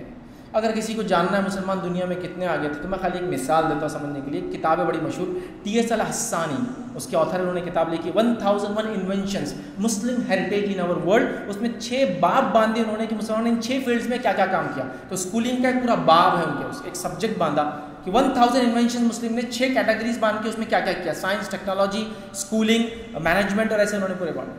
पढ़िए उसको। ये स्कूलिंग सिस्टम दुनिया में आज चलता है ना, ये मुसलमानों की देन है। आप उसकी तारीख में जाके देखिए कि निज़ामियात हमारे पास बोलते हैं ना। एक सल्जूक हुकूमत का एक वज़ीर हुआ करता, जिसका नाम था अबुल हसन निज़ामुल मुल्क अत्तूसी, बहुत मशहूर शख्सियत। उसने एक सिस्टम बनाया था सल्जूक हुकूमत में, ख़ास तौर से अल-परसलान, मोहम्मद अल-परसलान। ये सल्जूक बादशाह गुजरे बहरा, तारीख बताना मकसद नहीं है। उसके बाद मलिक शाह, उसके बाद अहमद संजार, ये बहुत मशहूर बादशाह है दुनिया के अंदर। टॉप मोस्ट रैंकिंग के किंग्स अगर आते हैं उनमें सल्जूक हुकूमत है, जो तकरीबन अफगानिस्तान से लेकर तो यूरोप तक जाती थी। याद रखिए, पहला एम्पायर सल्जूकों का, याद रखिए। उसके अंदर इन्होंने एक सिस्टम चालू किया था एजुकेशन का कि वो मदारिस बनाते थे, और चूंकि इसका नाम निज़ामुल मुल्क टाइटल था इस आदमी का, तो जो इदारे उसने बनाया उसको निज़ामियात बोला था। आज भी बोलते हैं ना निज़ामिया से पढ़ा हुआ है, जामिया निज़ामिया के नाम से कितने, वो सिर्फ उसके नाम की वजह से उसके टाइटल था वो निज़ामुल मुल्क होते थे ना, टाइटल देते थे। समझ, उसने सियासत पे और हुकूमत कैसी की जाए किताबें लिखी, जो यूरोप के लिए बाद में उनके बादशाहों के लिए गाइड बुक बनी कि ये इस तरह हुकूमत की जाती है, बादशाह का ये रोल है, रियाया का ये काम है, वजीरों का ये काम है, और फला फला हो ये हुकूमत ऐसी चलेंगी और फौज ऐसी काम लेंगी, इससे हुकूमत इससे इंस्ट्रक्शन लेंगी, इससे लेंगी। क्या कुछ नहीं है आपके आप औजात का। अब कहाँ से शुरू करो? बस जहाँ खड़े हैं ना वहाँ से शुरू करो। अब इतना ऊपर मत देखो कि अपन पहले क्या थे, पहले ये महल अपना था, छोड़ दो, आप दूसरा बनाओ अपने लिए। वो था, अब चला गया, अब नया एम्पायर खड़े करो तुम। वही इस तरह से कि जहाँ खड़े हो वहाँ से शुरू करो। ये तो तारीख़ थी, लेकिन तारीख़ को याद रखो। ये जो हिस्ट्री होती है ना, ये तारीख़ बहुत अहम होती है। और ये भी जिसको कहते हैं जो शातिर कौमों की चालबाजियाँ होती दूसरी कौमों की तरफ, वो आपको अपनी तारीख़ भुलाना लगाते हैं सबसे पहले। जब आप क्या थे भूल जाते हैं तो आपको समझ में नहीं आता आप क्या है। तो फिर शेर के बच्चों को भी लगता है वो जो है क्या है, भेड़ के बच्चे हैं, क्योंकि वो भूल जाते हैं अपनी तारीख़ की, वो क्या थे, वो कैसे थे, वो कैसे जिए। बहरहाल समझने की चीज़ें तो बहरहाल एजुकेशनल डेवलपमेंट, स्कूल, कॉलेजेस, मकतब, मदारिस की जाल बिठा लीजिए, अपनी कौम की सर्विस कैटर कीजिए, उनकी ज़रूरतों को पूरा कीजिए, और इससे बढ़कर इंसानियत को इल्म की रोशनी दीजिए, ताकि जहालत का अंधेरा ख़त्म हो जाए। लोग पढ़े लिखे बोलने के दावा करने के बावजूद भी आज भी जाहिल, देखिए ना, पढ़े लिखे हो बोलने के बावजूद भी कितने जाहिल आप अंदाज़ा लगाइए। वो आप देख रहे हैं, मेरा टीवी खोल लीजिए, दिख जाएंगे आप। चौथा काम जो करना है याद रखिए, आपको याद रखिए, जो आज उम्मत की जिम्मेदारी वो है हेल्थ केयर सिस्टम बनाना आपको आपके इलाकों में। अब आप बोलेंगे मैं तो डॉक्टर नहीं हूँ, उसको डॉक्टर नहीं होना पड़ता, इसको डॉक्टर नहीं होना पड़ता। आपको अपने कम्युनिटी के बीमार लोगों के इलाज के लिए इंतज़ाम करना, ये बोल रहा हूँ मैं आपको। समझ रहे मेरी बात आप? फिर आप डॉक्टर है भी तो ठीक, नहीं भी हो तो आप ये काम कर सकते। बिजनेस में पैसा इन्वेस्ट करते तो क्या वो बिजनेस करते तो इन्वेस्ट करते उसमें? कभी करता वो कुछ मालूम नहीं होता, वो बहुत बड़ा बिजनेसमैन है, वो बोला 10 लाख इन्वेस्ट कर दो, मुनाफा दूंगा, तुम स्लीपिंग पार्टनर मैं काम करते हैं ना।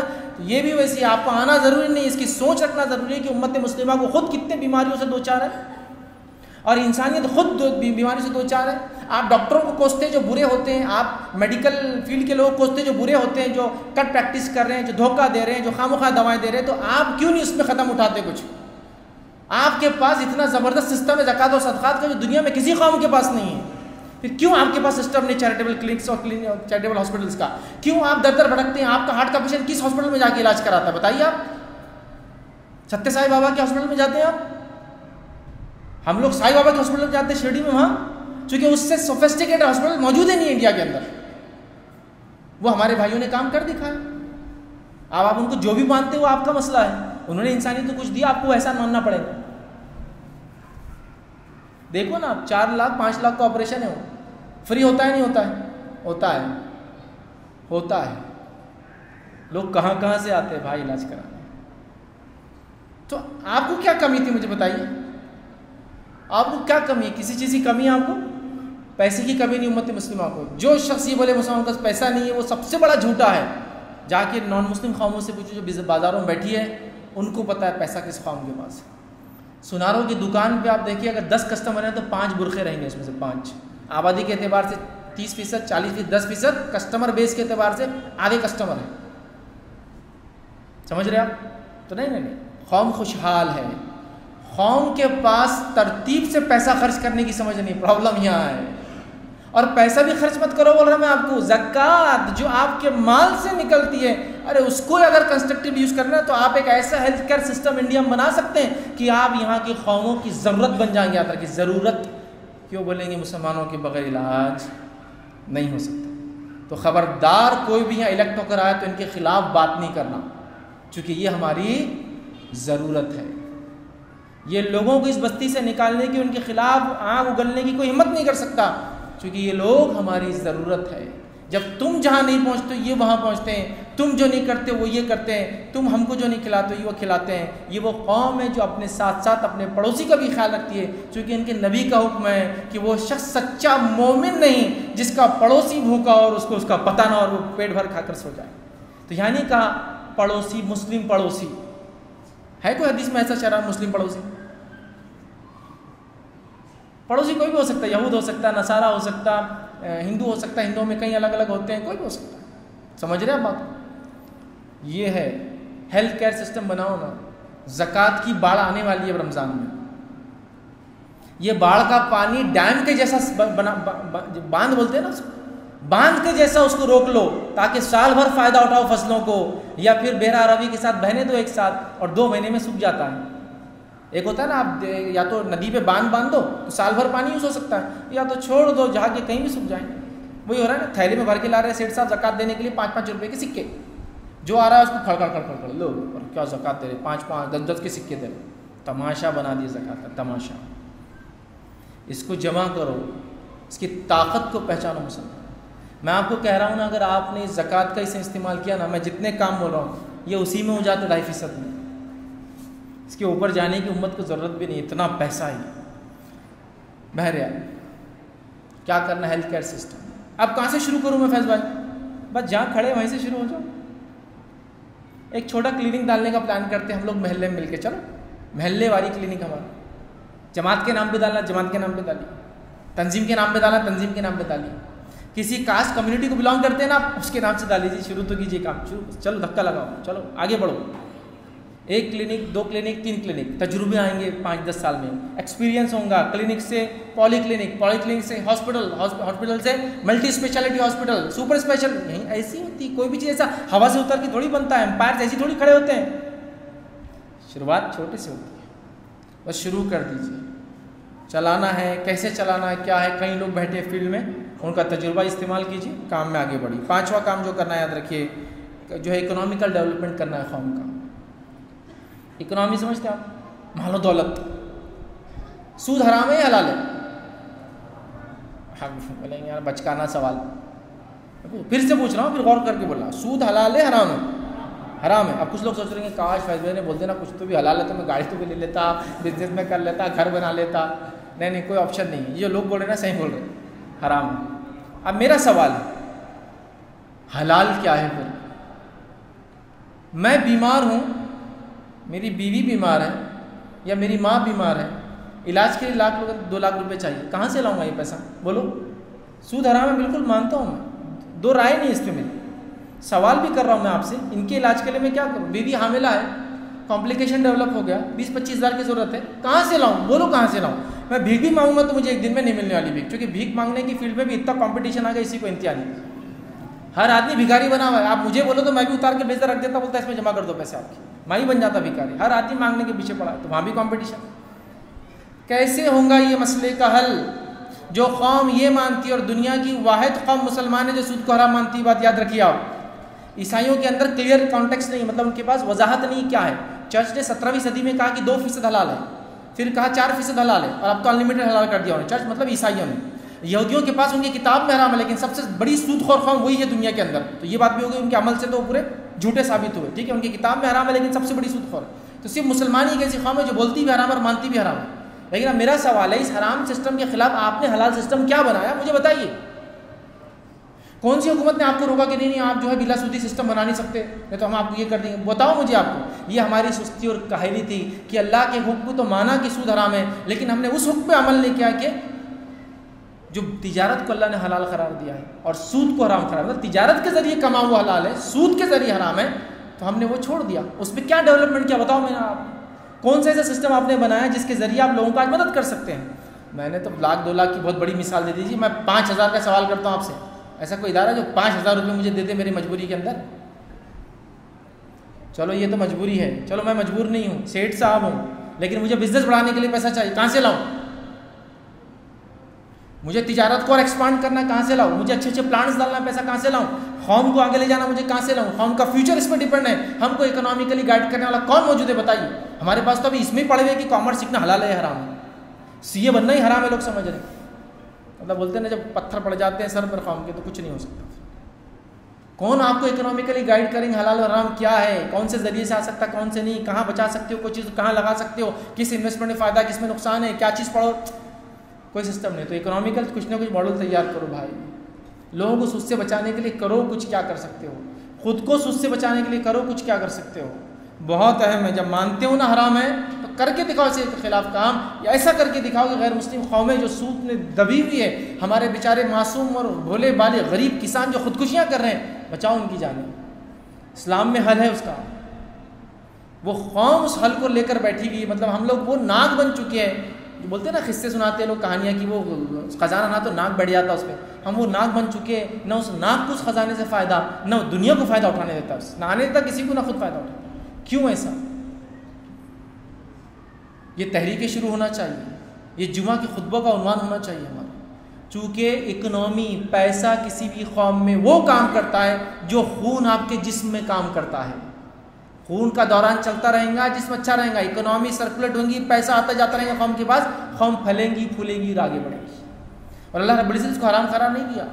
दीनार और दिरहम का चलन था, नबी अकरम सल्लल्लाहु अलैहि वसल्लम ने इसको होड़ करके रखना मना किया, लेकिन हलाल कमाने में कोई बंदिश नहीं दिया वो कि तुम कमाते कमाओ, ज़कात देते रहो, बस इसकी सदक़ात और खैरात करते रहो, जो अल्लाह ने हुक्म दिया दो, कितना कमाते कमाओ, कोई छूट तुमको पकड़ नहीं उसके अंदर। समझ रहे हो सिस्टम कहाँ है कौमी एतबार से। छठा काम जो करना याद रखिए, बैतुल माल का निज़ाम काम कीजिए ज़कात से। वो ऊपर वाला जो पॉइंट था वो गैर ज़कात का बैतुल माल बोलिए, ज़कात का बैतुल माल, हमारी ज़कातें जमा हों, फिर ज़कातें चैनलाइज्ड हो, ज़कातें सही मसारिफ में खर्च हो, और ज़कातें एक साथ जमा हो के ताकत बन के कौम के पास जाए। ताकि अभी हमारे पास ज़कात कैसी जाती देखिए आप, दादी भी आ रही थी मेरी दादी के पास ज़कात मांगने, उसका बेटा भी आता था मेरे अब्बा के पास ज़कात मांगने, उनके बच्चे भी आ रहे मेरे पास ज़कात मांग रहे। तो 3 जनरेशन्स तक क्यों ज़कात दी आपने उनको? क्यों वो स्टेबल नहीं हुए? क्यों उनको खुद कफील नहीं किया? इतनी ज़कात हमने नहीं दी कि जिससे वो पैरों पे खड़े हो। क्यों इतनी ज़कातों को टुकड़े टुकड़े करके दिया? किसी उसका रमज़ान गुजर जा रहा है और ईद मना ले रहा है, इतनी देते बंद मुट्ठी कि भाई क्या मसला है, तिजारत छोटी दुकान ला गए देते, कितना पैसा होना 20,000, चलो तुम्हारे घर है, घर की दीवार तोड़ेंगे उसमें दुकान डाल के देंगे तुमको, 20,000 का माल खरीद के देते, चलाओ इसको। अब ज़कात के निकलो लिस्ट में से बाहर, कब तक रहोगे इसके लिस्ट के अंदर? हमने कि निकाला किसी को लिस्ट से? हम फ़ख्र से दे रहे, इसकी दादी भी आती थी हमारे दादी के पास, इसका अब्बा भी आते हैं, मैं भी दे रहा है, कोई फ़ख्र की बात नहीं है। यही जो बात है कि अल्लाह ने एक सिस्टम दिया था तुमको, सिस्टम को तुमने फ़ायदा नहीं किया। एक कौम है जिनके पास ज़कात का सिस्टम उन्होंने देखा इस्लाम को, और मुसलमानों से मुतासिर होकर उन्होंने उस सिस्टम को अडॉप्ट कर लिया। जब उन्होंने सिस्टम को अडॉप्ट किया, याद रखिए उस कौम में सिवाय इसके कि उनके मज़हब में कुछ जगह भीख मांग कर खाने की फजीलत है, उसके अलावा कोई भिखारी आपको नहीं मिलेगा। हिंदुस्तान के एक स्टेट को बिलोंग करते हैं जो हिंदुस्तान का सबसे रिचेस्ट स्टेट है, हाँ, उनके चेहरे शक्ल से आप पहचान लेंगे मुसलमानों से ज़्यादा मुसलमान दिखते हैं। हाँ, तफसीलात में नहीं जाना, समझ जाइए। उसमें कोई कौम में भिखारी बताइए मुझे, पंजाबी है भिखारी है, सिख है भिखारी है, बताओ मुझे एक बताओ कि आपने किसी सिख भिखारी को देखा कब? हाँ, मजहबी एतबार से जब मांगने के लिए फजीलत होती तो मालदार भी निकल के मांगता, वो क्या बोलते हैं उसको, मन्नत बोलते वो लोग, तो वहाँ मांग लेते हो। लेकिन मुझे उसको बैंक बैलेंस से गरीब बताओ उनके पास कोई वाकई में भिखारी नहीं मिलेगा ना। क्यों नहीं मिलेगा? उन्होंने क्या किया, ज़कात के सिस्टम को, सदक़ात और खैरात वो जो देते हैं सालाना निकालते हैं, उससे बनाया और हर गरीब को इतना दिया कि स्टेबल कर दिया उसको। अब सब देने वाले हैं, लेने वाला नहीं बचा। हम भी कितनी बड़ी कम्युनिटी यार, कितनी ज़कातें निकलती हैं। ज़कात का बैतुल माल बनाए अल्लाह के लिए, और जहाँ जहाँ इसका खर्च है मसारिफ रिफाई काम से लेकर दीगर चीज़ों से, वहाँ वहाँ उसको खर्च कीजिए। ये उलमा आपको गाइड करेंगे कहाँ खर्च करना है। 7वां पॉइंट याद रखिए, खाने का नज़्म बनाइए। खाने से बड़ा एहसान आप किसी पे नहीं कर सकते हैं। लोगों के दिल और दिमाग में पहुँचने का सबसे अच्छा ज़रिया क्या है? उसके पेट से शुरू होता है वो ज़रिया। बीवी को शौहर से कुछ चाहिए तो क्या करती है? 2-3 अच्छा खाना बनाती, शौहर खुद बोलता बेगम अब डर ही लग रहा खाना खाने को, बोल दीजिए क्या चाहिए, क्योंकि उसको मालूम पेट से शुरू होता। अपनी बात मनाना दिल तक पहुंचने का जरिया ये। फिर वो बोलती देखो ज़रा नया फैशन आ गया, नए कपड़े आ गए, ईद भी आ रही, तो थोड़ा ज़्यादा कोशिश करो कि मैंने वो ले लेना। शौहर बोलता ठीक है ना। नबी अकरम सल्लल्लाहु अलैहि वसल्लम ने कुरान ने कितने जगह हुक्म दिया खाना खिलाने का? भूखों को खाना खिलाओ, नंगों को कपड़ा पहनाओ, कितने जगह लातादाद है। खाने को हुक्म दिया नहीं दिया? मुझे एक बताइए, ये आपका शहर है, मैं जानता नहीं हूँ लेकिन एक आम बात कर रहा हूँ तो आप बुरा मत लीजिए। ये शहर है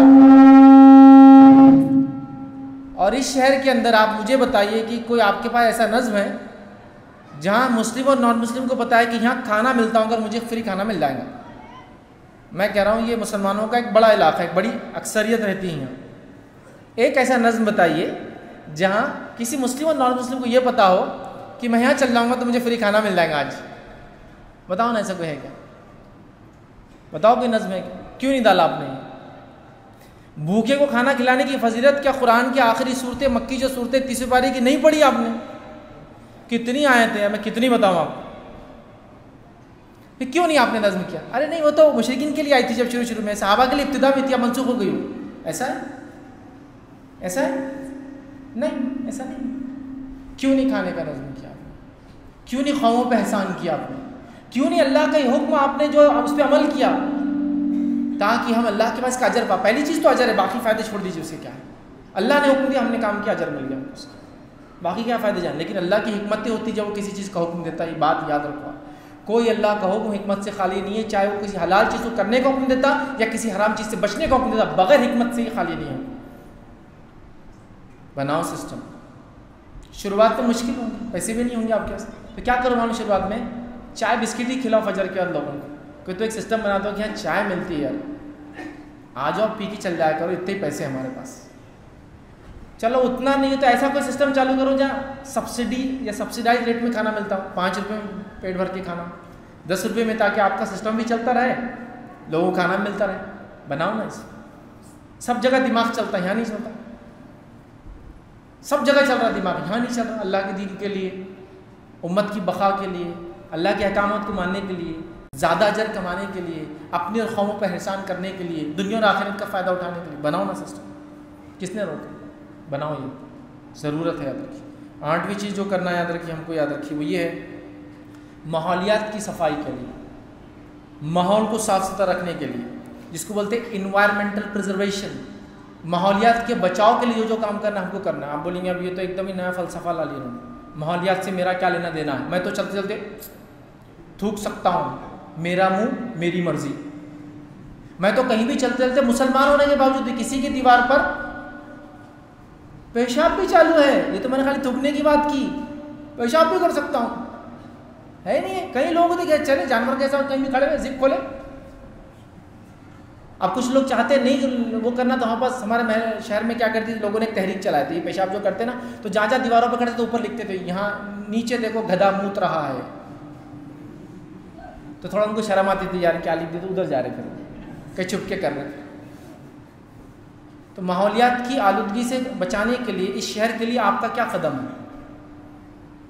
चूँकि ये तो नबी अकरम सल्लल्लाहु अलैहि वसल्लम की सुन्नत है, मालूम आपको? कैसे मैं मिसाल देता हूँ। अबू हुरैरा रज़ी अल्लाह अन्हु झाड़ लगा रहे, अल्लाह के रसूल सल्लल्लाहु अलैहि वसल्लम ने देखा, कहा अबू हुरैरा झाड़ लगा रहे? तो कहा अल्लाह के रसूल झाड़ लगा रहे। तो कहा जितने परिंदे से खाएंगे तुझे इसका अजर है, जो इस झाड़ से फ़ायदा उठाएंगा तुझे इसका अजर है, और अगर क़यामत भी कायम होने वाली हो तब भी मौका मिले तो झाड़ लगा दो। Plant a tree. कब? अगर पता भी हो क़यामत है। सही मुस्लिम की रिवायत है।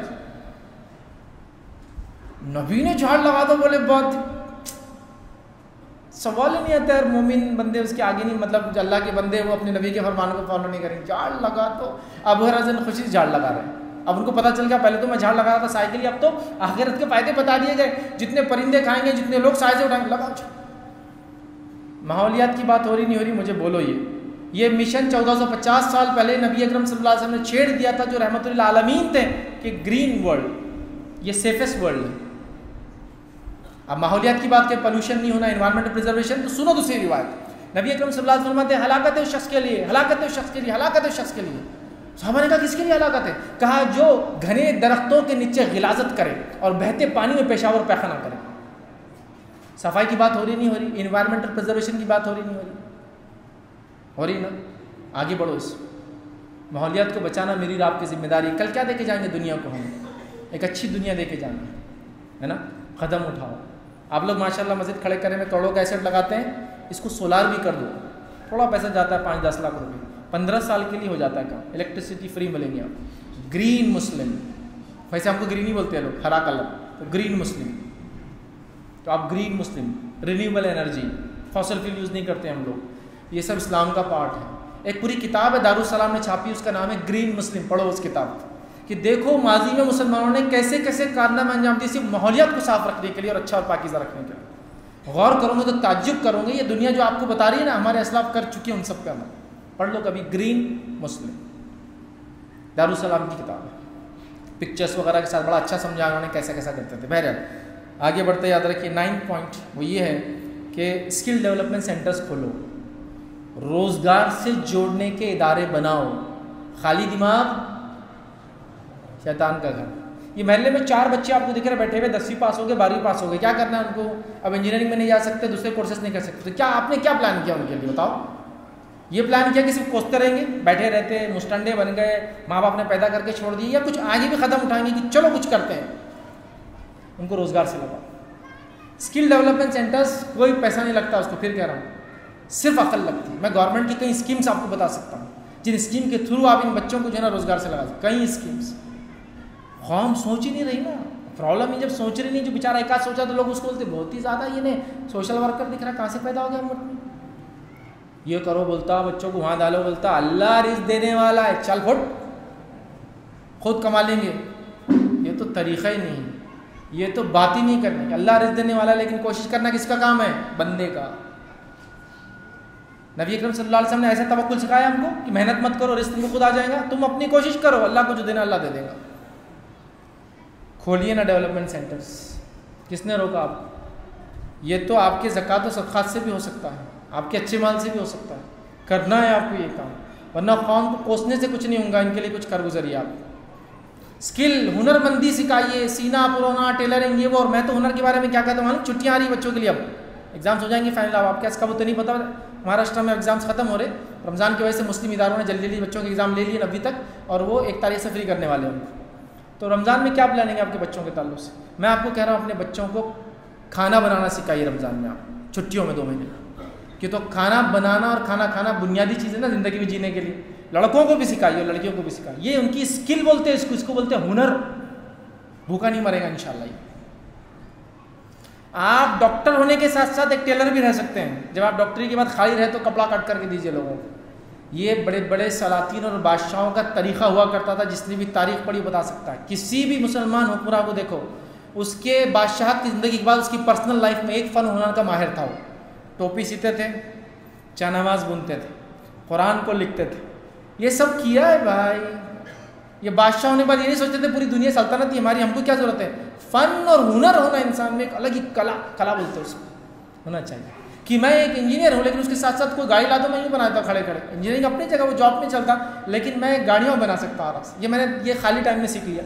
मैं फुला हूँ, लेकिन साथ में कुक भी हूँ, मैं बना सकता हूँ अच्छा खाना और कमा भी ले सकता हूँ इसके ज़रिए। मैं फुला हूँ, मेरा बच्चा जो है 10th में आ चुका और साथ में उसमें स्विमिंग की स्किल है, उसके अंदर गाड़ी चलाने की उसमें स्किल आ चुकी है, ड्राइविंग की स्किल जानता है, हॉर्स राइडिंग की स्किल जानता है, खाना बनाने की स्किल। पैदा करो ये स्किल्स।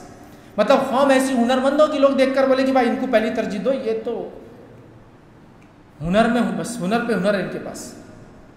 एक ऐसी कौम है इंडिया, मालूम आपको, इतनी हुनरमंद होती है माशाअल्लाह, जिसकी कोई इंडिया। नॉन मुस्लिम में होंगे तो अरबी आती है, हाँ, नॉन मुस्लिम में होंगे तो हिंदी, इंडिया में रह के अरबी सीखते हैं, क्योंकि गल्फ में जॉब करने का पहले से प्लान होता है। समझे आप? लोग मजाक से बोलते हैं कि पहली बार नील आर्मस्ट्रॉन्ग चांद पे गया, मजाक से बोलते हैं ऐसा, नील आर्मस्ट्रांग कहाँ गया पहली बार? चांद पे गया। जब चांद पे गया तो देखा मलाबारी की चाय की दुकान पहले से लगी हुई थी। इतनी हुनरमंद कौम है वो। मलाबार एक्चुअली वो केरला स्टेट के अंदर आ गया पूरा, लेकिन वो एक बड़ा हुकूमत हुआ करती थी किसी ज़माने, मलाबार स्टेट, उसी से उनको मलाबार है। अभी केरलाइट बोलेंगे उनको। मुस्लिम होने दो, नॉन मुस्लिम होने दो, इनसे ज़्यादा हुनरमंद कौम मैंने नहीं देखा दुनिया में। ऐसी हुनरमंद कौम एक जॉब पे लगेंगी, 4 काम कर सकती है लेकिन एट अ टाइम। ये सबसे बड़े पोजीशन पर है, कभी सबसे बड़ा काम करने में पीछे नहीं हटने वाला है कभी। अजीब, ये इंसानियत के लिए नफा बख्श बन गए ये लोग। ये हर हाल में फ़ायदा देने वाले लोग बन गए, हर जगह फ़ायदा दे रहे कौमियत। लोग डिमांड कर रहे हैं, गल्फ में चल जाइए मलाबारी न्यूज़पेपर मिलेगा आपको, अरबी की बात, समझ रहे आप बात? तो वो उन्होंने अपना सिक्का मनवा लिया। आपके पास जो सबसे अच्छे इंस्टीट्यूट्स होंगे ना मेडिकल के, वहाँ नर्सेस पूरे मलाबारी होंगे। सबसे बेस्ट नर्सेस दुनिया के अंदर मेल और फीमेल मलाबारी होते हैं। सबसे बेस्ट वर्कर्स दुनिया के अंदर वो होते हैं, क्योंकि तो हाईली एजुकेटेड होते हैं। 96% लोग एजुकेटेड होते, मालूम आपको स्टेट के अंदर। हुनरमंद बनो, लोगों की ज़रूरत बन जाओ, फिर कौमें तुमसे सवाल नहीं कर सकती तुम क्यों, तुम कौन, तुम कहाँ से आए। वो बोलते तुम जो भी हो यहाँ से मत जाओ, बस ये तुम्हारा काम है, तुम्हारे बगैर हम नहीं रह सकते। ये ज़रूरत है, ये हमारा दीन सिखाता है। और हर अच्छा मुसलमान प्रोडक्टिव मुसलमान होता है, वो खैर ही देता है पूरी अपने अतराफ़ की चीज़ों को। आखिरी पॉइंट आज का जो लेंगे हम याद रखिए, एम्प्लॉयमेंट अपॉर्चुनिटीज़ क्रिएट कीजिए, रोज़गार स्किल सिखाइए, हुनरमंदी सिखाइए और रोज़गार के इदारे खोलिए। जो लोगों को अल्लाह ने सलाहियत दी है, अच्छी बड़ी जॉब्स पर है, मैं उनसे गुजारिश करूँगा जॉब्स को छोड़कर धीरे धीरे अपने खुद के एंटरप्रेन्योरशिप बिजनेसेस खोलो। आप एक जगह जॉब कर रहे हैं, बिजनेस खोलोगे, 10 लोगों को रोज़गार मिलता है आपसे। होता ही नहीं होता, ऐसा होता है। लोगों को जॉब देने वाले बने। आज मुसलमान के पास कितना पैसा है, देखिए आप कितने मालदार मुसलमान हैं, ज़मीनात उनके पास है, कारखाने हैं, लेकिन जहन नहीं है कि आप लोगों को जॉब देने वाले इदारे खोलें। एक कंपनी खोल लीजिए आप, 100 लोग जॉब से लग जाएंगे, 100 ख़ानदान काम करेंगे। और वहीं आपने लेके कंस्ट्रक्शन किया, जब तक लेबर काम करेंगे बाद में ख़त्म हो जाएगा। तो वो डेवलपमेंट सोचिए जिसमें कम्युनिटी आगे जाती है। तो हम उसी के साथ साथ अपॉर्चुनिटी बनाएं एम्प्लॉयमेंट की, ताकि लोग रोज़गार से लगे। तो बहरहाल ये 10 नुकात थे जो मैंने आज के दौर में करने के लिए रखे हैं। पहला, दावत इस्लाम। दूसरा, इस्लाह माशरा। तीसरा, तालीमी बेदारी, एजुकेशनल अवेयरनेस इंस्टीट्यूट की शक्ल में खुद एजुकेशन गेन करके और लोगों को इम्पार्ट करके, ठीक है। इसी तरह चौथा, हेल्थ केयर में जाइए, क्लिनिक्स या पैरामेडिकल्स बन के जिस भी फील्ड में मदद करके लोगों की जाइए। 5वीं चीज़ इकोनॉमिकल डेवलपमेंट। 6ठी चीज़ बैतुलमाल कायम कीजिए। 7वीं चीज़ हमने देखा खाने पीने का नज़्म। 8वीं चीज़ हमने देखा माहौलियात की सफाई का ख्याल रखिए और उसकी आलूदगी से उसको बचाइए, पोल्यूशन से। 9वीं चीज़ स्किल डेवलपमेंट सेंटर्स। और 10वीं चीज़ एम्प्लॉयमेंट के आप जनरेट कीजिए, याद रखिए, उसकी अपॉर्चुनिटीज़ क्रिएट कीजिए। ये 10 नुकात थे जो मेरे जहन में थे, मैंने सोचा आपके सामने मैं रखूँ ताकि आप लोग इन चीज़ों को समझें। रमज़ान करीब है, रमज़ान में हम बहुत नज़्म और ज़ब्त के साथ चलते हैं। एक प्रोडक्टिव मुस्लिम बनाता है रमज़ान हमको, तो क्यों ना इस नज़्म ज़ब्त के साथ हम आगे बढ़े, ताकि रमज़ान में ज़कात और सदक़ात को भी सही जगह चैनलाइज़ करें और कुछ ना कुछ ऐसी एक्टिविटीज़ को आप शुरू करेंगे। ये उम्मीद के साथ बहरहाल मैंने नुकात आप लोगों के सामने रखे। अल्लाह रब्बुल इज़्ज़त से दुआ है कि अल्लाह सुब्हानहू तआला जो कुछ बातें कही गई है उस पर अमल करने की हमें तौफ़ीक़ अता फ़रमाए। हम तमाम को एक जिसको कहेंगे समाज के लिए मुफीद बनाए, याद रखिए। हम तमाम को जो है इस उम्मत के लिए और आने वाले लोगों के लिए खैर का बायस बनाए। हम तमाम को जब तक ज़िंदा रखें, किताब और सुन्नत पे बहरहाल ज़िंदा रखें। जब भी हमारा ख़ात्मा हो, याद रखिए, ईमान पर हमारा ख़ात्मा हो। व आखिरु दावाना अल्हम्दुलिल्लाहि रब्बिल आलमीन। सुब्हान रब्बिका रब्बिल इज़्ज़ति अम्मा यसिफ़ून व सलामुन अलल मुरसलीन वल्हम्दुलिल्लाहि रब्बिल आलमीन।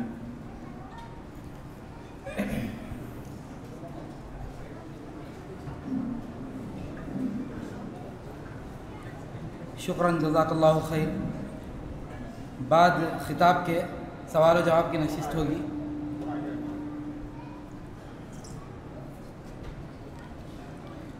अगर ख़वातीन में से किसी का सवाल है तो वो पर्चे पर लिखकर भेज सकते हैं, और मर्द हजरात का अगर सवाल है तो वो माइक है मौजूद, वो कर सकते हैं। हाँ, सवाल मौजूदा दौर में मुसलमानों की ज़िम्मेदारियाँ इसी पर होगा, जो है कॉमन सवाल नहीं होगा।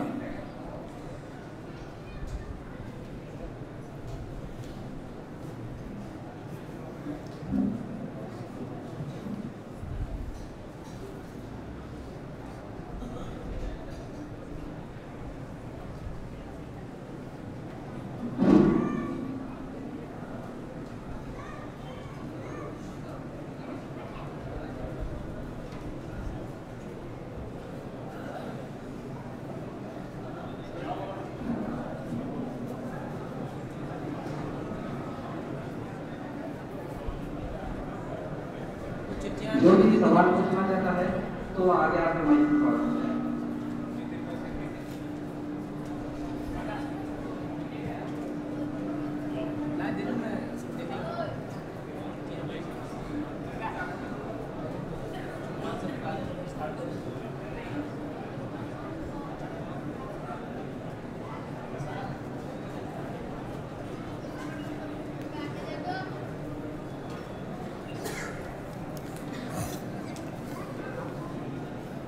अस्सलामुअलैकुम वरहमतुल्लाहि वबरकातुहू। अस्सलामुअलैकुम वरहमतुल्लाहि वबरकातुहू। मेरा सवाल यह है, अगर किसी शख्स के पास इल्म हो जाए, अगर एक शख्स पहले कोई इल्म नहीं जानता लेकिन उसको किस चीज़ में आगे बढ़कर कुछ मेहनत करके दिखाना है लेकिन उस चीज़ की इब्तदा नहीं जानता, तो इससे उसकी इब्तदा कैसे करें, आप इसकी रहनुमाई फरमा दीजिए। और मेरा दूसरा सवाल यह है कि उसको इस बात का इल्म है कि उस चीज़ की शुरुआत कैसे करें, लेकिन उस शुरुआत करने के बाद उसको किस किस मुसीबतों से उसका सामना करना पड़ता है, उसका ऐसा उसको टैकल करें, इसकी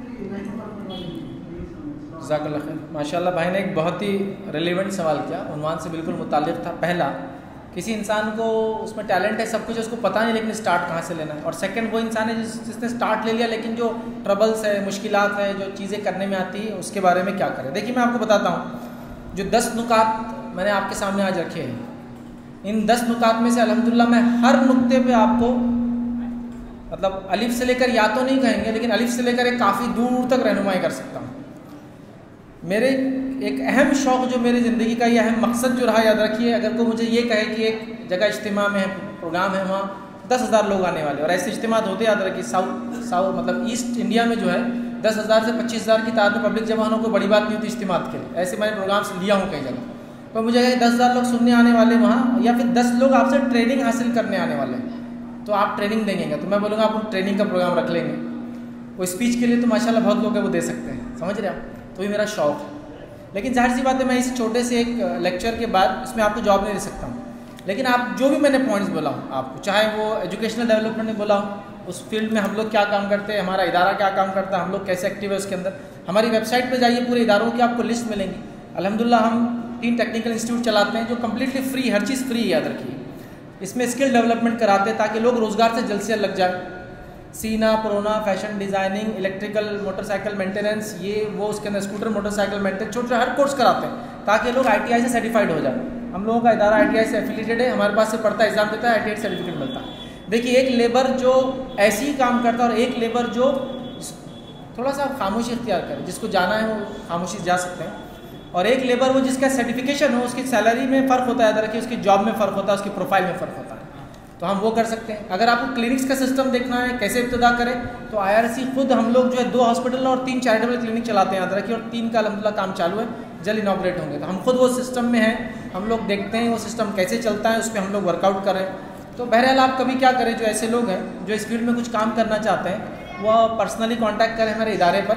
मैं मोबाइल नंबर आपको देता हूँ इदारे का, वहाँ पूरा एक सिस्टम है, उस सिस्टम के थ्रू आप आएंगे तो मुझ तक बात भी होंगी, और इंशाअल्लाह जी हम लोग डिस्कस कर सकते हैं आप क्या चलाना चाह रहे हैं और उसको कैसे चला जाए। आप नंबर अगर चाहे तो ले लें, मैं आपको बोलता हूँ 80, कोई भी ले ले, आप कर सकते कॉल, और उस पर इंशाल्लाह आपको इन्फॉर्मेशन देंगे, मुझसे भी बात होंगी इंशाल्लाह, कभी मैं अवेलेबल रहा और आपका मसला ऐसा रहा कि वो मुझ तक आना ज़रूरी है, कैसे चलाना क्या, वरना हर कोई ये काम करता है, इदारे में सब जानता है क्या करना। 8055455545 एक ही नंबर है। मसाइल दीनी जानना है आपको, इस सिस्टम के बारे में बात करना है, बैतुल माल चलाना है, Islamic bank, interest free banking करना है, स्कूल कैसे चलाना है, क्लिनिक कैसे, सब गाइड करेंगे हम। एक ही नंबर है 8055455545। ये कॉल सेंटर जैसा नंबर है, आप कॉल करेंगे, आवाज़ आएंगी, फिर आपको 1 2 3 4 अलग अलग मसलों के लिए दबाना है, आप तक वहाँ इंशाल्लाह से रसाई हो जाएगी। तो आप वो करें, मैं समझता हूँ उसमें हम तफसीलन वहाँ देख सकते हैं, या फिर कोई ख़ास कोई मसला हो तो पूछे, तो मैं इंशाल्लाह से जवाब देने की कोशिश करूँगा। किसी ने एक सवाल किया कि कॉलेज और हाई स्कूल जाने वाली बच्चियां अपने वालिदैन की नाफरमानी कर रही हैं और अपने वालिदैन की इज़्ज़त नहीं करती और माँ बाप को मतलब कुछ लिखा उन्होंने, मतलब झड़कती है और बहरहाल वो इस तरह से, और बच्चों को कैसे हम नसीहत करें। तो बहरहाल मतलब बच्चियों के बारे में सवाल किया है कि नाफरमान हो जा रहे हैं, माँ बाप को झिड़क रहे हैं वगैरह वगैरह, इनको कैसे करें। देखिए मैं आपको एक चीज़ बताऊँ, बच्चियों की नाफरमानी या बच्चों की नाफरमानी का कॉलेज स्कूल से कोई लेना देना नहीं। नाफरमान बच्चे बगैर कॉलेज गए के भी नाफरमान होते हैं, आप समझ। उससे कॉलेज स्कूल का लेना, तो आप कॉलेज स्कूल को दखल मत दीजिए इसमें। ऐसा बहुत सारी बार होता है, कोई बच्ची भाग गई तो आप बोलते हैं कि देखो कॉलेज में थी ना तो भाग गई, तो कॉलेज मत पढ़ाओ, गलत उसूल। ऐसा आप सोचेंगे तो फिर दुनिया में कुछ कर ही नहीं सकेंगे, क्यों तो जो बच्चियाँ कॉलेज नहीं जाती वही भाग कर जा रही, शादियाँ कर रही हैं, समझे ना आप। तो पढ़ाई का इसमें दखल नहीं है। पढ़ाया तो हमने खूब, लेकिन हम उनको अखलाकियात सिखाना भूल गए, आप समझ रहे। तो इसको हमारी ज़बान में हम ये बोलते हैं, उसको आपने लिटरेट बना दिया, उसको एजुकेटेड नहीं बनाया अब तक आपने। लिटरेट क्या होता है, आदमी के पास डिग्री हो, और एजुकेटेड क्या होता है कि आदमी को मालूम हो क्या करना है। जिसकी मिसाल मैं देता हूँ, एक आदमी अगर एजुकेटेड होगा और सिग्नल पे लाल बत्ती होगा तो कभी आगे नहीं जाएगा, बोलेगा नहीं ये सिग्नल लाल का भी नहीं रुकना है। और एक आदमी आप देखेंगे एकदम टाई वाई लगा के हाई फाई एकदम IT कंपनी में काम कर रहा, इधर देखता है इधर पुलिस वाला नहीं भाग जाता, ये सिर्फ लिटरेट है बेचारा, एजुकेटेड नहीं है अभी। उसको ये नहीं मालूम कि सिग्नल तोड़ने से प्रॉब्लम्स क्या क्या हो सकते हैं। सिर्फ फाइन का इशू नहीं है, किसी की जान जा सकती है अगर वो गाड़ी उधर से आके जो सिग्नल खुला है, तो ये बात समझना है। तो लिटरेट आपकी, तो उनको अखलाकी तालीम घर में बचपन से दीजिए, स्कूल कॉलेज से उसका कोई लेना देना नहीं है। चूँकि जो बदअखलाक लोग हैं बगैर स्कूल गए कि बदअखलाक बनते हैं, याद रखिए। तो लिहाजा आप उनको तालीम तरबियत का अखलाकी घर में नज़्म बनाएं। अब ये कैसे हो सकता है वो आप देखिए, अपने लोकल इमाम साहब से मिले मस्जिद के, आपके पास मुफ्तियान हैं, कितने उलमा हैं, उनसे बात करें कि बचपन से कैसे घर में नज़्म बनाएं, ताकि जब बच्ची बाहर जाए तो फिर वहाँ जाके उसके असरात उस पर कम हों। घर में अखलाकियत तालीम नहीं, बाहर जाके और बुराई सीख ली उसने तो और बुरी हो गई, या और बुरा हो गया। लड़के भी ऐसा करते हैं। तो लिहाजा इल्म का या तालीमी इदारों का इसमें दखल नहीं है। हमारी कहीं ना कहीं दीनी या जिसको कहेंगे अखलाकी तालीमी कमज़ोरी है, उसको हमको बढ़ाने की ज़रूरत है।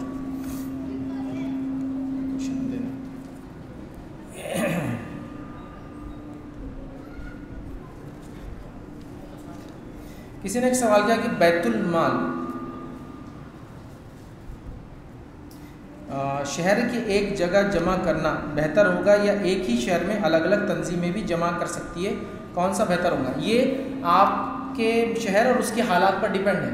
छोटे खरियों के अंदर एक बैतुल माल काफ़ी हो जाता है, चूँकि इलाके छोटे होते हैं। लेकिन शहर जब बड़े हो जाते हैं तो जाहिर सी बात है लोगों की सोच समझ और कहाँ पैसा लगाना है फ़र्क होता है। तो लिहाजा वहाँ कई बैतुल माल भी चल सकते हैं। कोई ज़रूरी नहीं है कि एक ही क्लिनिक हो सबका, जो क्लिनिक की तो हर महल्ले में ज़रूरत है, एक ही ऑफिस हो, कई हो सकते हैं। तो अगर आपका शहर और आप बीजापुर बहुत बड़ा शहर है माशाल्लाह, तो जाहिर सी बात है आपके पास कई बैतुल माल भी होंगे तो कम होंगे, कई चैरिटेबल क्लिनिक भी हों तो कम होंगे, कई चैरिटेबल हॉस्पिटल भी कम पड़ेंगे, ठीक है। तो कहीं भी हो सकते हैं। लेकिन अगर छोटा खरिया हो तो मैं रिकमेंड करूँगा सिंगल एक जगह आकर ही फिर आप बैतुल माल को चलाएँ।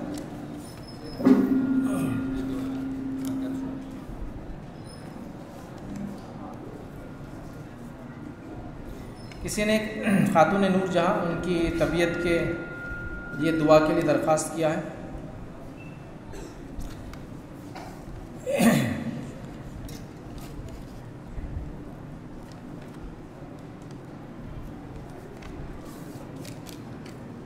चलिए बहुत सारे सवाल है, लेकिन बहुत सारे सवाल जनरल हैं, जो मसले मसाइल आप यहाँ उलमा से पूछ सकते हो। यहाँ तक किसी ने बैंकिंग सिस्टम के बारे में एक अच्छा सवाल किया है। मैं आपको पहले तो एक लेक्चर की लिंक देता हूँ मेरी, और मुख्तसर बैंकिंग सिस्टम कैसा चला सकते हैं बहुत छोटे शॉर्ट में समझाता हूँ। पहला मेरा एक लेक्चर है इसके ऊपर, लेक्चर का नाम है बिला सूदी BC या सेल्फ हेल्प ग्रुप SHG कैसे चलाएं। 45 मिनट का लेक्चर है, आप उसको देखें। मैंने पूरा सिस्टम बताया है कि बिला सूदी कैसे चलता है। अब यहाँ मुख्तसर समझाता हूँ, डिटेल लेना है तो नंबर दे चुका हूँ, उस पर कॉल कीजिए, वहाँ मौजूदा आदमी आपको एक्सप्लेन करेंगे, या फिर मैं भी रहता हूँ लाइन पर, मैं आपको समझाऊँगा। समझ लीजिए मिसाल दे रहा हूँ, मोटी मिसाल। आप 25 लोग जमा हो गए, कितने लोग? 25 लोग। 25 लोगों में से समझ लीजिए 3 लोग जिम्मेदार होंगे, एक अमीर जो भी बोलिए आप, प्रेसिडेंट, दूसरा सेक्रेटरी, और थर्ड ट्रेजरर, जो आमतौर से होती पोजीशंस, खजांची और ये नाज़िम आला जो भी होता है।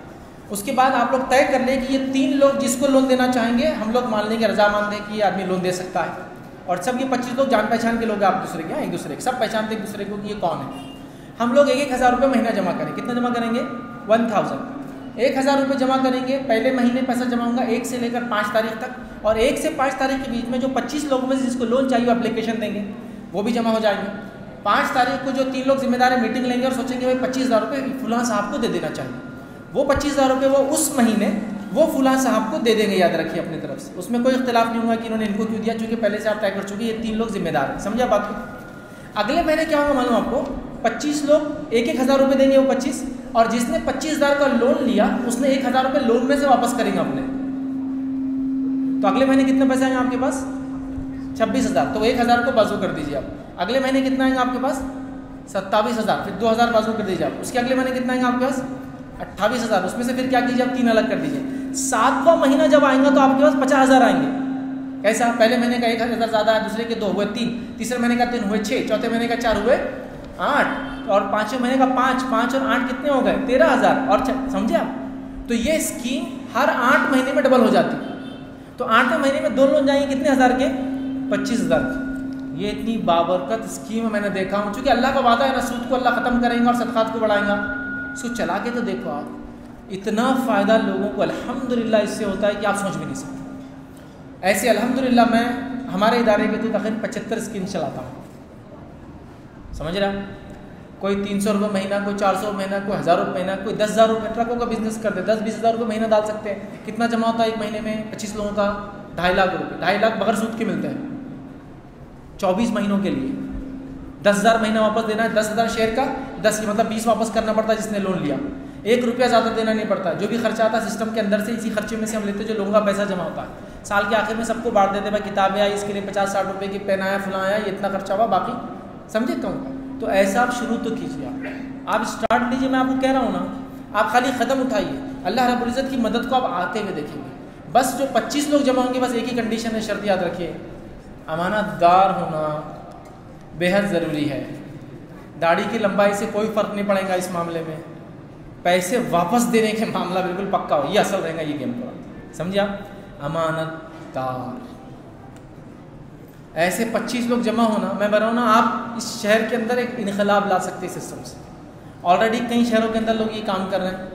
हम लोग भी अल्हम्दुलिल्लाह एक ऐसा सिस्टम चलाते हैं जिसकी तकरीबन जो है 38 ब्रांचेस है, जिसमें से 7 ब्रांच आपके स्टेट में चलती है। उडुपी के अंदर है, ठीक है, मैसूर के अंदर है, बैंगलोर के अंदर है। डिटेल में नहीं जा रहा हूँ, लोग ने तो फिर मेरे से मिलकर लोन का शुरू हो जाते हैं, इसलिए वो डिटेल में नहीं जा रहा हूँ। मेरे प्रोफाइल में जाइए, आपको डिटेल्स मिल जाएंगे क्या क्या है। तो ऑलरेडी हम लोग कर रहे हैं। तो ये कहीं ऐसी फील्ड है, याद रखिए, आप इसको कर सकते हैं। बस आज़्म उठाइए, इंशाल्लाह जिस कोई मदद की ज़रूरत है आप ज़रूर कॉल कीजिए। हम लोग जो हो सकता है अपनी तरफ से ज़रूर करेंगे इंशाल्लाह।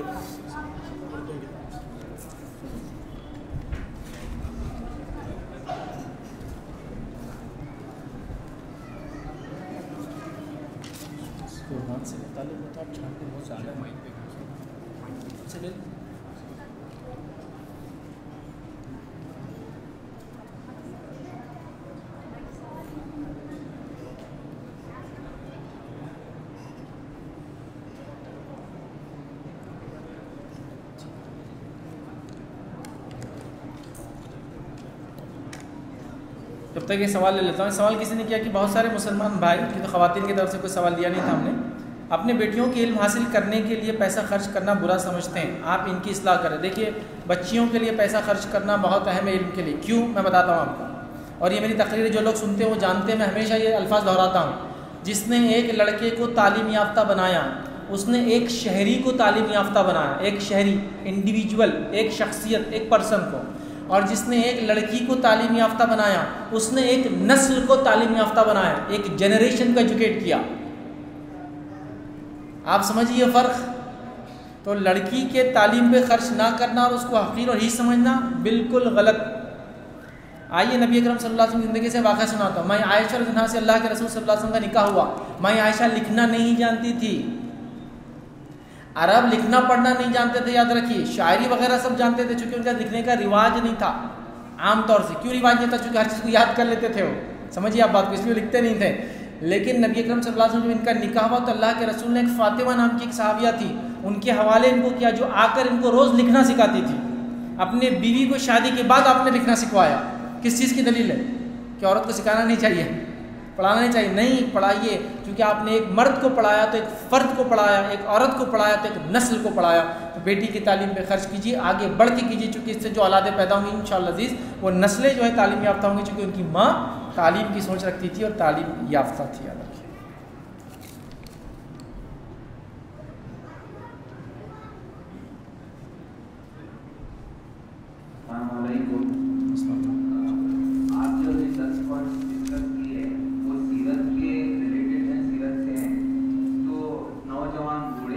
हम लोग सीरत को गौर फिक्र करना या मतलब समझ कर पढ़ना है, तो 10 पॉइंट्स इसके बारे में।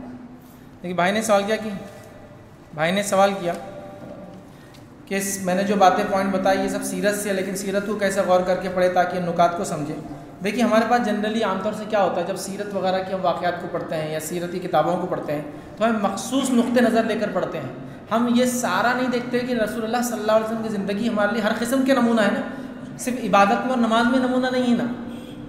नमाज में नमूना है तो ज़कात देने में भी नमूना है, तो हज करने में भी नमूना है ना, और रोज़ा रखने में भी नमूना है, और तौहीद के अंदर भी नमूना है, चलने फिरने में नमूना है, खाने पीने में नमूना है, उठने बैठने में नमूना है, तिजारत और लेन देन में नमूना है, अखलाकियत के अंदर नमूना है, हर जगह हर फेज़ में। तो हम लोग क्या कर रहे हैं, सिर्फ मखसूस एंगल से देखते हैं चीज़ों को और सीरत के वाक़यात को। जब आप तमाम नुक्ते नज़र को मिला लेंगे उसके अंदर कि कई एंगल से निकलते एक वाक़े के, तो आप बोलेंगे सुभान अल्लाह कितनी सारी बातें हमको पता चलती। जैसा देखिए नबी अकरम सल्लल्लाहु अलैहि वसल्लम आए और अपने नवासे को नमाज के लिए आए, गोद में लेकर आए, तो यहाँ नाना की मोहब्बत भी पता चली आपको। शरई मसला पता चला कि बच्चे गोद में भी होते हो तो नमाज को लाए जा सकते हैं। कई नुकात निकलते सुभान अल्लाह। और फ़क़ीह जो फ़ुक़हा होते हैं ना, याद रखिए, वो इन्हीं चीज़ों को निकालते हैं, इन मसाइल को, कि क्या पॉइंट से हमको क्या मिलता है। तो लिहाजा मैं आपसे गुजारिश ये करूँगा, सीरत को जब आप पढ़ें तो एक ओवरऑल एंगल से पढ़े, एक मखसूस एंगल ना दे दे कि हम एक शख्सियत की ज़िंदगी पढ़ रहे हैं। आप ये देखिए कि हम एक ऐसी शख्सियत की ज़िंदगी पढ़ रहे हैं जिसकी हर पहलू को हमको अमल करना है और उसको अमल में लाना है। तो फिर देखिए जहन अलग ढंग से चलता है, नुकात निकल कर आते हैं। क्योंकि बहुत से बार हमारे लोगों से बातचीत लोग बोलते हैं ये बात तो हमने कई बार सुनी लेकिन अकल में नहीं आई कभी कि इसका ये भी माना हो सकता है। तो आप मुख्तलिफ नुकात को अगर जहन में रखते हुए सीरती किताबों को पढ़ेंगे इंशाअल्लाह अज़ीज़, तो बहुत सारी बातें इंशाअल्लाह आएंगी। कभी मौका मिला तो इंशाअल्लाह अज़ीज़ रखेंगे। मैंने तफसीर के उसूल, हदीसों को समझने के उसूल और सीरत को समझने के ताल्लुक से कुछ उसूल, ऐसे नुकात मेरे लेक्चर की शक्ल में ऑलरेडी है। आप वो क्लिप्स को देखें इंशाअल्लाह, इसमें तफसीलात इंशाअल्लाह अज़ीज़ मिल जाएंगे। आप लोगों के सवालात अल्हम्दुलिल्लाह बहुत ज़्यादा है, लेकिन मैं समझता हूँ मेरे लिए नामुमकिन है कि मैं जवाब दे सकूँ इतनों के। मैं कुछ सवाल जो उन्वान से मुताल्लिक़ है पहले ले रहा हूँ। किसी ने सवाल किया मुस्लिम लड़कियों के लिए मेडिकल फील्ड कैसा है। बहुत अच्छा सवाल है। क्या लड़की डॉक्टर अच्छा डॉक्टर लड़की मर्दों का इलाज कर सकती है, क्योंकि उन्वान से रिलेटेड था, इसकी वजाहत कर देता हूँ। पहली चीज़, एक वाक़या मैं आपको सुनाता हूँ तो आपको समझ में आ जाएगा लड़की की तालीम मेडिकल फील्ड में कितनी ज़रूरी है। मैं एक इलाके में गया, उस इलाके में 100% लोग कुरान और सुन्नत को मानने वाले। उन्होंने अपने अलावा किसी को अपने से हटकर नमाज पढ़ते हुए भी नहीं देखा आज तक। तो मेरे से पूछने लगा कि आपके इलाके में ऐसे लोग रहते कैसी नमाज़ें पढ़ते। हमारे पास तो सब ऐसे पढ़ते। मैंने हाँ हम तो उन्हीं लोगों में दिन रात पढ़ते। अच्छा तो उन्होंने कभी ज़िंदगी में देखा नहीं उनके अलावा। बातचीत हुई तो मुझसे उन्होंने कहा देखो हमारे इलाके की औरतें ज़रा बेपर्दगी कर रही। क्या कर रही है? बेपर्दगी। तो आप क्या कीजिए फैज़ साहब आज शाम में नसीहत कर दीजिए। मैंने कहा वेल बिल्कुल शाम में नसीहत करें, क्यों नहीं करें, चलो। लेकिन मेरे कुछ सवालात थे जिम्मेदारों से, उसके बाद नसीहत औरतों। हाँ बिल्कुल फैज़ साहब कीजिए। मैंने कहा आपके पास जो है मैं यहाँ आया हूँ, कितने मुस्लिम डॉक्टर हैं? बोले एक भी नहीं।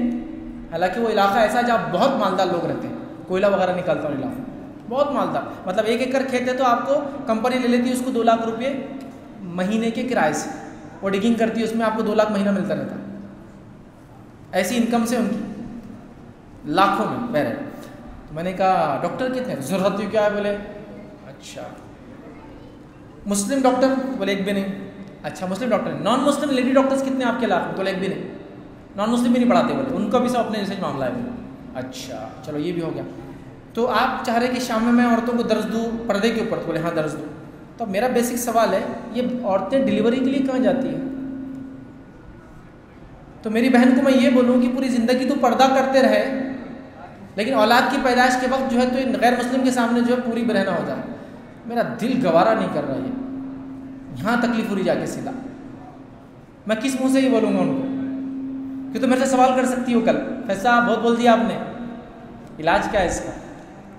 मैंने कहा सबसे पहला काम करेंगे तुम अपनी बहुएं लाएंगे जो डॉक्टर हो, फीमेल मुस्लिम डॉक्टर, या नॉन मुस्लिम से रिक्वेस्ट करेंगे कि तुम नहीं करते हो ये काम तो कि उनकी बच्चियों को डॉक्टर बनाएं, ताकि मेरी बहनें और माएँ जब जजगी वगैरह हो, उनके अमराज हो तो किसके पास जाए? फीमेल डॉक्टर के पास जाए। मैं समझता हूँ ये वाकई में खुद इबरत है आपके लिए। फीमेल मुस्लिम डॉक्टर की कितनी, वो उर्दू में एक होता है, एक तो सख्त बोलते हैं लेकिन बहुत ज़्यादा एम्फेसाइज सख्त बोलते हैं ना, सख्त ज़रूरत है एकदम। बहुत कम्युनिटी को ज़रूरत है ऐसे लोगों की। मेडिकोज बोलते हैं होना। अब दूसरा सवाल था कि क्या लड़की जो डॉक्टर है वो मर्दों का इलाज कर सकती है? ये भी सीरत से हम देखते वाक़या नबी अकरम सल्लल्लाहु अलैहि वसल्लम के ज़माने में जो औरतें सबसे ज़्यादा जर्राहत में माहिर थी, मतलब जो लोग सबसे ज़्यादा जर्राहत में माहिर थे वो औरतें थी। मेरा एक पूरा लेक्चर है औरतों और नबी अकरम सल्लल्लाहु अलैहि वसल्लम के ज़माने में औरतों ने 17 किरदार में जो काम किया, डॉक्टर औरतें, लेखक औरतें, किसान औरतें, बिजनेसमैन औरतें, ऐसे मैंने 17 टाइटल बांधे, ज़रूर देखिए आप। वो हिंदी में एक्चुअली नॉन मुस्लिम के लिए लेक्चर दिया था मैंने, इस्लाम में औरतों के अधिकार, ये नाम से लेक्चर है। 17 कैरेक्टर जो औरतों ने निभाए नबी अकरम सल्लल्लाहु अलैहि वसल्लम के सामने, उसमें से एक कैरेक्टर ये भी है कि वो जर्राहत करती। जर्राहत मतलब खतना, लड़कों की खतना करती, लड़कों की खतना जो करते हैं। उसके अलावा जो हाथ कट जाते, उंगलियां कट जाती, नाक कट जाती, जंगों मालूम आपको नाकें कट जाती, कभी ऐसा मारते वार तो हटने हटने तक नाकें चल जाती, उंगलियां ज़्यादा कटती थी। कौन इलाज करता था मालूम इनका? औरतें डॉक्टर हुआ करती थी। क्या आपने वाक़यात भी सुने कि सहाबा के साथ सहाबियात पीछे रहती थी, ज़ख्मियों को उठा कर लाती थी, पानी पिलाया करती थी ज़ख्मियों को, खाना बनाया करती थी? तो मौजूद है ना, ये तो रिवायत में खुद दलील है ना आपके पास कि ज़ख्मियों को उठा कर लाती थी सहाबिया, चूँकि सहाबा तो जंग में और ऑलरेडी लोगों की कमी होती थी जंगों में, समझ रहे आप? तो बैक में ये बैक ऑफिस में औरतें ये सब काम किया करती थी। तो पता चला जब इलाज और मुआलजा का मसला होता है तो वहाँ कुछ चीज़ें जो आम हालत में हलाल नहीं है वहाँ भी जायज़ हो जाती है। जैसा औरत का मर्द को देखना, उसको छूना, उसको हाथ लगाना, उसका चेकअप करना, उसका इलाज करना, समझ रहे बात? तो लिहाजा ये मजबूरी वाली सिचुएशंस है, कोई इंशाल्लाह इसमें मसला नहीं है। सिर्फ ना जाने वाला इस ख्वाहिश से जाए कि औरत इलाज कर रही बोल के, और ना इलाज करने वाला ये ख्वाहिश से करे कि मर्द बोल के कर रहा है। अल्लाह के लिए वो करे कि वह पेशेंट है, इलाज करना है तो करने में इंशाल्लाह शरीक वो नहीं है। मैंने आपको हवाले बहरहाल दिए, तारीख़ में से बहुत सारे हवाले सहाबा और सहाबियत के मौजूद हैं।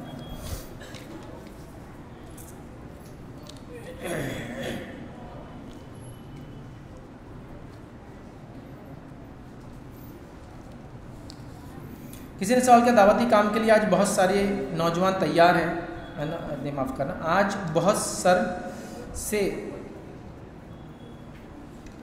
ये थोड़ा कोई आप देखेंगे क्या लिखा हुआ। अच्छा खैर, सवाल बहुत अच्छा है उनका, बस मैं कुछ चीज़ नहीं पढ़ पा रहा, एक बस नामुमकिन है। पहले उन्होंने सवाल ऐसा किया है कि एंटी कन्वर्जन लॉ वगैरह बिल्स वगैरह यहाँ हैं, तो ऐसे सिचुएशन में दावत कैसे दे, लोग डरते हैं बल्कि इस टाइप का कुछ वो है। और एंटी कन्वर्जन बिल का मुझे नहीं पता कि बिल एक्ट बना या नहीं बना, कर्नाटक का ये इशू चल रहा था। हमने इस पर एक लेक्चर भी लिया था, लेक्चर ऑनलाइन अवेलेबल है यूट्यूब के ऊपर। कर्नाटका का एंटी कन्वर्जन बिल जब आया था उस पर हमने 4-5 वकीलों को लेके, मैं भी था उसमें, एक बहस से पूरी वो बिल क्या है और कैसे टेबल हो रहा है और उसका असर कहाँ तक कैसे हो सकता है।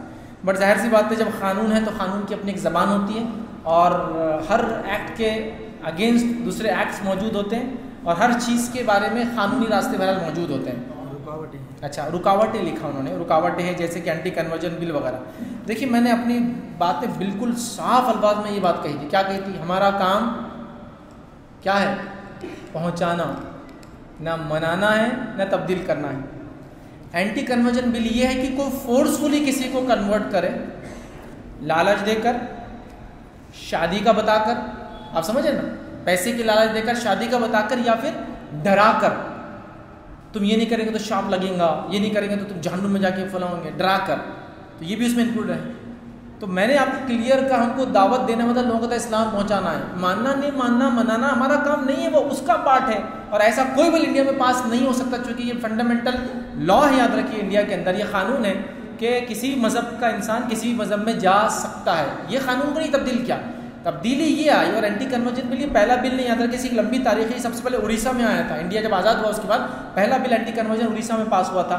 उड़ीसा के बाद MP में पास हुआ, याद रखिए। उसके बाद बहुत सारे स्टेट, तमिलनाडु में पास हुआ, उसके बाद अब ये आपका कर्नाटक का चल रहा है। तो लिहाजा ऐसा नहीं है, उसका मीनिंग ये है कि आप लालच देकर, डराकर, धमकाकर फोर्सफुली नहीं कर सकते।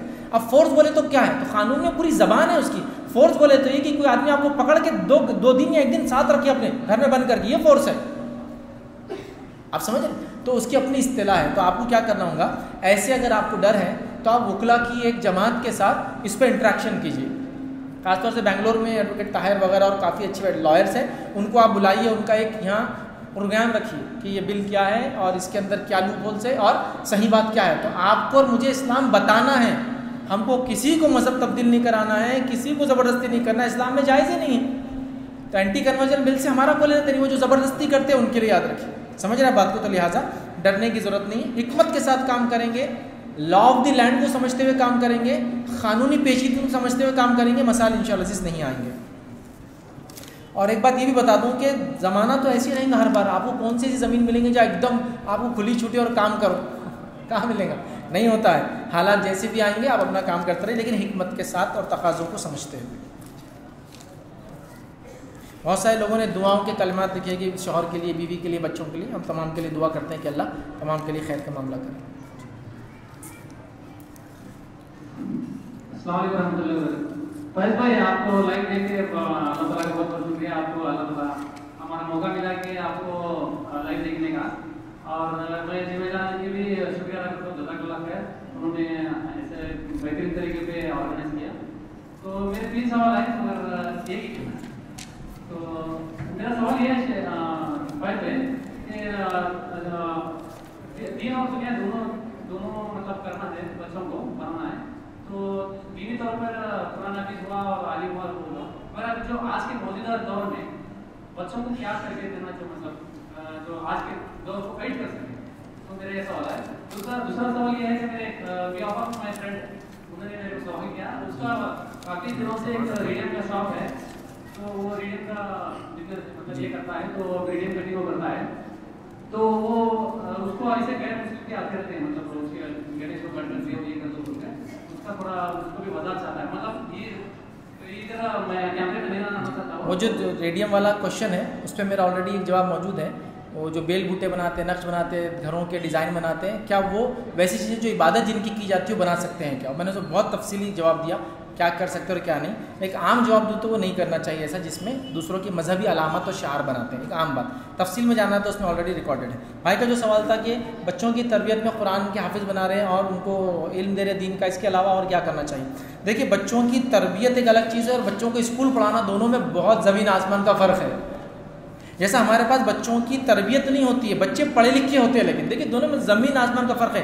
एक आदमी हो सकता है दुनिया के एतबार से एक भी डिग्री ना हो, लेकिन वो तरबियत याफ्ता होगा क्योंकि उसके वालिदैन ने उसकी तरबियत पे मेहनत की है। और एक बच्चा हो सकता है जो डिग्रियाँ उसके पास इतनी होगी जिसकी कोई इंतहा नहीं, डॉक्टरेट, डबल डॉक्टरेट होगा, लेकिन उसको ये तक नहीं पता होगा कि वालिदैन की इज्जत और एहतराम करना चाहिए, तो पता चले तरबियत याफ्ता नहीं। आप समझ रहे बात को? तो तरबियत का मरहला बहुत इंपॉर्टेंट है। अब तरबियत कहाँ होती है? तरबियत होती है, याद रखिए, घर में बच्चा चीज़ों को सबसे पहले तरबियत देख कर पाता है। अच्छा, देख कर पाने से भी एक मरहला पहले जाता हूँ। बच्चा सबसे पहले तरबियत सुनकर पाता है। बोलेंगे सुनकर पाता है, कब सुनता है? बच्चे के ताल्लुक से आपको मालूम होना चाहिए, जब माँ के पेट में 4 महीने का हो जाता है उसको कान आ जाता है, और वहाँ से पैदा होने तक अप्रॉक्सीमेटली 4 मंथ्स, समझ रहे आप, 4 to 5 मंथ्स वो सब चीज़ें सुनता है। और जब पैदा होता है तो उन आवाज़ को पहचानता, जो आवाज़ पेट में से वो सुन रहा था। मालूम, इसके लिए पूरी एक स्टडी है कैसा कि उन्होंने, बच्चा था चाइनीज़ वालिदैन का बच्चा, पैदा हुआ और पैदा होते उसको जर्मन वालिदैन को दे दी, जर्मन वालिदैन का बच्चा पैदा होते चाइनीज़ वालिदैन को दे दी, उसी वक्त दे दी बल्कि पैदा होते। बच्चे में कोई एक्साइटमेंट नहीं, एक्साइटमेंट समझते हैं, जोश होता है, वो कुछ कोई भी नहीं, ऐसा एकदम पड़ा है। लेकिन जैसे ही उसको चाइनीज़ माँ बाप की आवाज़ सुनाते तो उसके अंदर एक तब्दीली आती है, उसके हाथ पैर वगैरह, वो गोया चाइनीज़ ज़बान को जान रहा था जब पेट में था, 5 महीने सुन रहा था। तो तरबियत यहाँ से शुरू हो रही है, अब सुनने से उसके। तो यहाँ कैसी तरबियत करेंगे? माँ जब प्रेग्नेंट हो, तरबियत की बात हो रही ना, तो वो तिलावत कुरान कसरत से करे। हमारी माँ प्रेग्नेंट है और कहाँ बैठी मालूम आपको? टीवी के सामने। तो वो पैदा होने से पहले उसको मालूम कौन कौन से खान चल रहे मार्केट में, कौन कौन से ऐप चल रहे मार्केट में, क्या देखना है उसको सब मालूम, उसको तिलावत नहीं मालूम, तिलावत कुरान। और ये वाक़यात मैंने सच्चे सुने हैं, मैं इसको आपको साइंटिफिकल वेरीफाई नहीं करके बता सकता हूँ कैसा, लेकिन जिन माओं ने कसरत से तिलावतें की, बच्चे जब उनके रहम में थे, उन बच्चों को देखा गया बड़े होने के बाद हाफिज़ कुरान बनना ज़्यादा आसान गया बनिस्बत उन बच्चों की जिनकी माओं ने वो नहीं किया था, क्योंकि अपनी माँ को वही करते हुए सुन रहे थे, अल्लाह का कलाम पढ़ रहे थे, उसका अपना एक असर, आवाज़ का अपना एक असर, जो पेट में सुन रहा है अल्लाह का कलाम है। तो क्या करना है, माना आपको सुनने से उसकी तरबियत स्टार्ट हो गई। फिर जब पैदा होकर दुनिया में आया तब सुनता भी और देखकर भी तरबियत गेन करता है अभी, क्योंकि अभी आपके इंस्ट्रक्शन समझता नहीं ज़्यादा हो, लेकिन देखता है। वहाँ आपको झूठ बोलते हुए देख रहा है, गलत काम करते हुए देख रहा है, चोरी चकारी करते हुए, और उसमें बड़ा होता है। तो लिहाजा सबसे पहले माँ बाप को सीधे होना पड़ेगा, क्योंकि एक अमेरिकन स्टडी के मुताबिक बच्चे झूठ बोलना वालिदैन से सीखते हैं, और कैसा सीखते हैं, जब वालिदैन फ़ोन पर झूठ बोलते हैं तो बच्चे सीख लेते हैं झूठ बोलना। जैसा माँ घर में और फ़ोन लगा रही और फ़ोन आया किसी का, समझे फूफी का फ़ोन आया कि हम आज शाम में आ रहे, तो माँ को फूफी को नहीं बुलाना क्योंकि माँ पसंद नहीं करती फूफी को, समझे ना, शौहर की बहन को कौन पसंद करता, कोई भी नहीं करता पसंद, ठीक है।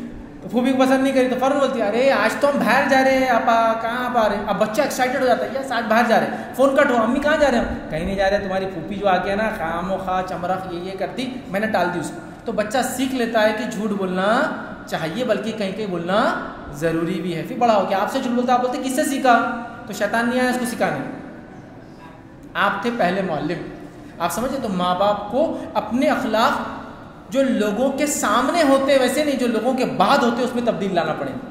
लोगों के सामने तो मेरे जैसे अखलाक वाला कोई इंसान ही नहीं, फैज भाई से मिले क्या अखलाक है, और घर में जाके जाते बच्चे के कान के नीचे बचा रहे, बीवी को एक चल पानी ला, मेरे को समझी नहीं कि तू इतना दिन का काम करके भला कर रहे, तो मेरे बच्चे कभी तरबियत याफ्ता नहीं हो सकते, क्योंकि बाप का कैरेक्टर बाहर अलग और घर में अलग, डुअल कैरेक्टर बोलते, दो चेहरे वाला हो गया, समझे। तो तरबियत एक बड़ा मरहला है। अच्छा, तरबियत कब से कब तक, उतना उसूल बता देता हूँ। लोग बोलते हैं बच्चे को 10वीं तक पढ़ा दिया, बच्चे को 20 साल तक पढ़ा दिया, नहीं। तरबियत का मरहला बच्चों के पैदाइश से तो बच्चों की मौत तक, या बच्चों की पैदाइश से मेरी मौत तक तरबियत चलती रहेगी, मालूम आपको, कभी ख़त्म नहीं होगी। उसकी पैदाइश से मेरी ज़िंदगी में अगर मर जाए तो उसकी मौत तक मैं तरबियत करूँगा उसकी, और उसकी पैदाइश से मैं मर जाऊँ तो मेरी मौत तक तरबियत करूँगा। मिसाल दूँ आपको, लुक़मान अलैहिस्सलाम अपने बच्चे की तरबियत कर रहे हैं। मिसाल दूँ आपको इब्राहिम अलैहिस्सलाम इसहाक़ अलैहिस्सलाम की, और हाजर अलैहिस्सलाम इस्माइल अलैहिस्सलाम की तरबियत कर रहे हैं, छोटे बच्चे की तरबियत। और क्या तरबियत कर रहे हैं, उस बच्चे का एक जुमला बताता है कि माँ की तरबियत क्या थी। क्या जुमला था बच्चे का? जब इब्राहिम अलैहिस्सलाम आया, कहा तुझे अल्लाह ने हुक्म दिया मुझे कि तुमको मैं ज़ुबाह करते हुए देख रहा हूँ। बेटे को मालूम था नबी का ख्वाब सच्चा होता है, तो कहा क्या करो, ऐ मेरे वालिद तिफ़ अलमा तुमर, कुरान ने वो अल्फाज अदा किए जो इस्माइल ने अदा किए, ऐ मेरे वालिद कर गुजर रही है जो तुम्हारे रब का हुक्म है तुमको, सतजिदूनी इंशाअल्लाह मिनस साबिरीन, आप मुझे सब्र करने वालों को पाओगे। ये एक जुमला बताता है माँ की तरबियत क्या आला थी, कि बाप नबी है तो इताअत वाजिब है, तो कहा कर गुजरो जो अल्लाह का हुक्म है, आप इंशाअल्लाह मेरे को सब्र करने वालों को पाओगे। तो ये तरबियत, लुक़मान अलैहिस्सलाम के इंस्ट्रक्शन अपने बेटे को पूरे 1 2 3 4 5 6 7 8 पढ़ो आप, उस लुक़मान उठाओ ना, 7 नंबर के ऐसे शुरू होते हैं उस सूरे के अंदर। उसके बाद जो है, अगर आपको जो मैंने पैदाइश से मौत तक करना, मौत तक देखना है, तो याकूब अलैहिस्सलाम की मौत मिल लीजिए। कुरान ने कहा क्या तुम मौजूद थे? यहूदियों से कहा याकूब की जब मौत का वक्त आया, क्या कहा याकूब ने अपने बेटों से बुला के, क्या बोला, ऐ मेरे बच्चों मेरे बाद किसकी इबादत करोगे? सुभान अल्लाह, तरबियत वहाँ तक चल गई। नबी है और उनके बेटों में नबी है, फिर भी तरबियत चालू, किसकी इबादत करोगे? सबसे इंपॉर्टेंट क्वेश्चन।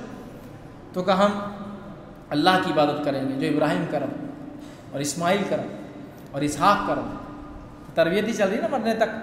तो उनकी पैदाइश से उनकी मौत तक, या उनकी पैदाइश से मेरी मौत तक, अपनी मौत तक तरबियत चलती रहेगी। याद रखिए, तरबियत को एक दिन का काम नहीं। और जब भी मैं किसी को अपनी ज़िंदगी में बाखलाक बच्चे को देखता हूँ ना, तो मैं दुआएं देता हूँ वालिदैन को, चूँकि बहुत मेहनत लगती है बच्चों को बाखलाक बनाने, तो दुआ निकलती है यार कैसे बच्चे माशाल्लाह, देखो एक अजनबी को सलाम कर, कहाँ करते हमारे बच्चे अजनबी को सलाम?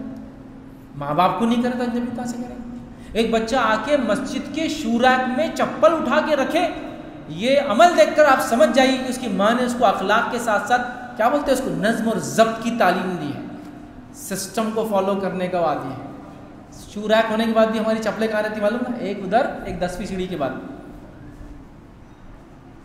आप समझो इस चीज़ को, आप समझो इस चीज़ को। और किसी भी कौम की कामयाबी के अंदर, दुनिया की कामरानी के अंदर 3 चीज़ों का बड़ा दखल है।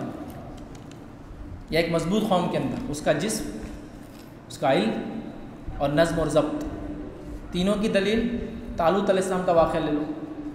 जब अल्लाह ने कहा उस ज़माने के नबी को कि तालूत को यहूदियों पे अपॉइंट किया गया, तो यहूदियों ने कहा हम पास तो बहुत माल है, तालूत तो गरीब आदमी है, उसको कैसे अपॉइंट कर दिया गया हम पर बादशाह बोलकर?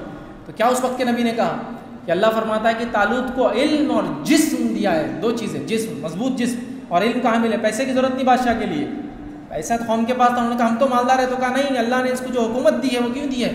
जिस्म और इल्म की वजह से।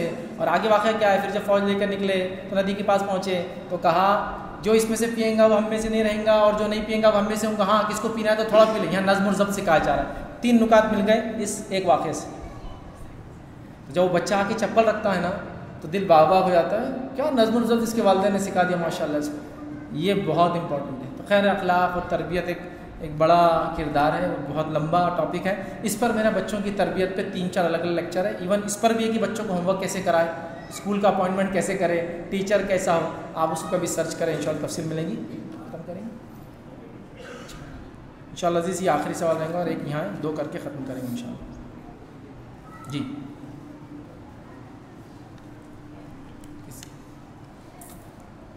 एक ले लेता हूँ, ये आखिरी चिट्ठा फिर वो ले लेते हैं। किसी ने सवाल किया, मैं एक मौल्लिम हूँ, तो क्या मेरी जिम्मेदारी सिर्फ बच्चों को पढ़ाना और निसाब मुकम्मिल करना है या और कोई ज़िम्मेदारी? सुभान अल्लाह।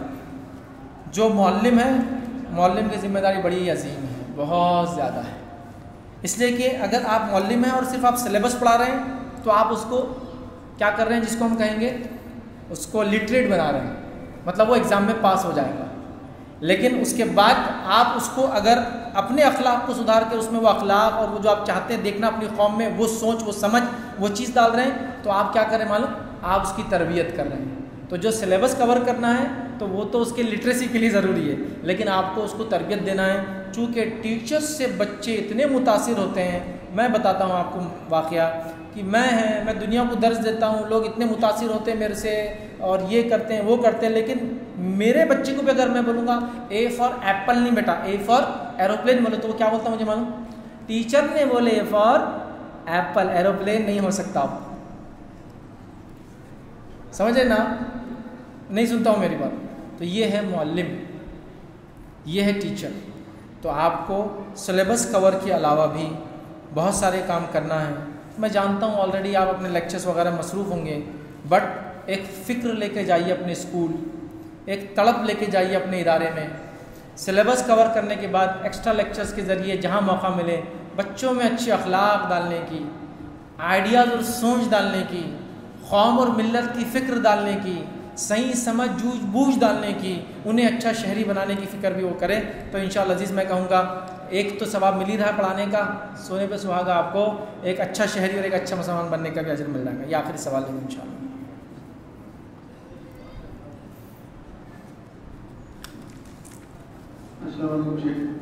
शेख, मेरा सवाल जो है इंश्योरेंस के रिलेटेड है, मतलब ये हेल्थ इंश्योरेंस, लाइफ इंश्योरेंस जो करवाते हैं, क्या ये इस्लाम के नज़रिए में सही है? देखिए हेल्थ इंश्योरेंस वगैरह पे जो है बहुत सारे लोग सवाल करते हैं, मेरा इस पे जवाब है हेल्थ इंश्योरेंस कराना कैसा है, बस मैं यहाँ मुख्तसर जवाब देता हूँ। हेल्थ इंश्योरेंस वगैरह जो हमारे पास कंपनियाँ करती है वो सूद पर चलती है। चूँकि वो सूद पर चलती है तो आप हेल्थ इंश्योरेंस वगैरह या इस तरह से नहीं कर सकते याद रखिए, चूँकि वो सूद पर चलती है। लेकिन सवाल अगर का शक्ल ये हो कि मैं कहीं जॉब करता हूँ और जॉब करने में कंपनी की तरफ से मुझे इंश्योरेंस मिलता है, तो ये दुरुस्त है फिर आपके लिए लेना। दोनों में बहुत डिफरेंस है, उसको मैं समझाता हूँ बात को समझाने के लिए। जैसे मैं जॉब के लिए जाता हूँ तो मेरी कंपनी मुझे ट्रैवल फ्री देती है, वो गाड़ी भेजती है जिसमें मैं जाता हूँ, और वो गाड़ी उसने सूद पे ले रखी है, लेकिन मेरा वो सूद से कोई लेना देना नहीं। किसका लेना देना है? कंपनी का। आप समझे? कंपनी हमको कैंटीन देती है, कुछ कंपनी में कैंटीन होती है ना, आपको नाश्ता वगैरह फ्री होता है, तो वो कैंटीन जो होती है तो वहाँ जो खाना हमको देती है वो उसने सूद पे ले रखी है, लेकिन मेरा उससे सूद से कोई लेना देना नहीं। मेरा कैंटीन का, समझे ना, मेरा रिलेशन क्या है? हलाल वाला है। तो उसी तरह एम्प्लॉइज़ के लिए कंपलसरी है कि उनके हेल्थ का भी जो है कंपनी वो करे। तो पहले ज़माने में कंपनियां क्या करती थी, आपके लिए एक हेल्थ डिपार्टमेंट होता था पूरा, अब उन्होंने उसको आउटसोर्स कर दिया, या तो दवाखानों के हवाले कर दिया, जो चेन्स खुलती है अलग अलग, बोलते हैं इसमें चले जाओ, या फिर क्या करते हो, इंश्योरेंस कंपनी के थ्रू मेडिकल देते हैं आपको, मेडिकल, ट्रांसपोर्ट या आपका जो कैंटीन बोलते हैं इसको, ये जो होता है, तो अगर वो उसके थ्रू आपको आपका हेल्थ दे रहे, जो आपका हक है, तो वो आप ले सकते हैं। लेकिन आपका अगर सवाल है मैं कराऊँ क्या, तो फिर आपके लिए जायज़ नहीं। समझ रहे हैं बात को? इसलिए कि वो आप खुद करा रहे हैं इंश्योरेंस, वो जायज़ नहीं है। लेकिन कंपनी आपको हेल्थ दे रही है और हेल्थ को डाइवर्ट कर रही है इंश्योरेंस कंपनी के थ्रू, कि आपके इलाज के लिए जो कंपनी ने करना है, कंपनी अपना दवाखाना नहीं खोल रही, आपको बोल रही भाई इंश्योरेंस कराती है और आप इलाज वहाँ जाके कर लिया करो, तो वो आपको हेल्थ देती है, आपको देती है, जो पेरोल पे होते हैं आपके वालिदैन को मिलते हैं और बच्चों को मिलता है, याद रखिए। इसी तरह जो है PF वाले जितने भी लोग होते हैं उनको ESIC का जो होता है वो सब मिलता है, तो ये बेनिफिट्स है, ऐसा बेनिफिट लिया जा सकता है। लेकिन आपने अगर सवाल है मैं खुद कराऊंगा, तो मैं कहूँगा नहीं। ये सवाल ऐसा आ सकता है गाड़ी का इंश्योरेंस कराना कैसा है, तो मैं कहूँगा ये गवर्नमेंट लॉ के हिसाब से पेपर कंपलसरी है। अब कंपलसरी तो आपकी मजबूरी हो गई, आप समझे? तो मजबूरियों वाले पार्ट अलग है। और अगर आपका सवाल जनरल था मैं कराऊँ क्या, कि मुझे कल कुछ अल्लाह ना करे हो जाए, तो फिर मेरा जवाब है आप उसको ना करें, यही इंशाअल्लाह बेहतर है, क्योंकि ये सब सूदी निज़ाम पे चलते हैं। इसी पे अपनी बात को हम खत्म करेंगे। वाखिर दावाना अल्हम्दुलिल्लाहि रब्बिल आलमीन, सुब्हान रब्बिका रब्बिल इज़्ज़ति अम्मा यसिफून, व सलामुन अलल मुरसलीन, वल्हम्दुलिल्लाहि रब्बिल आलमीन।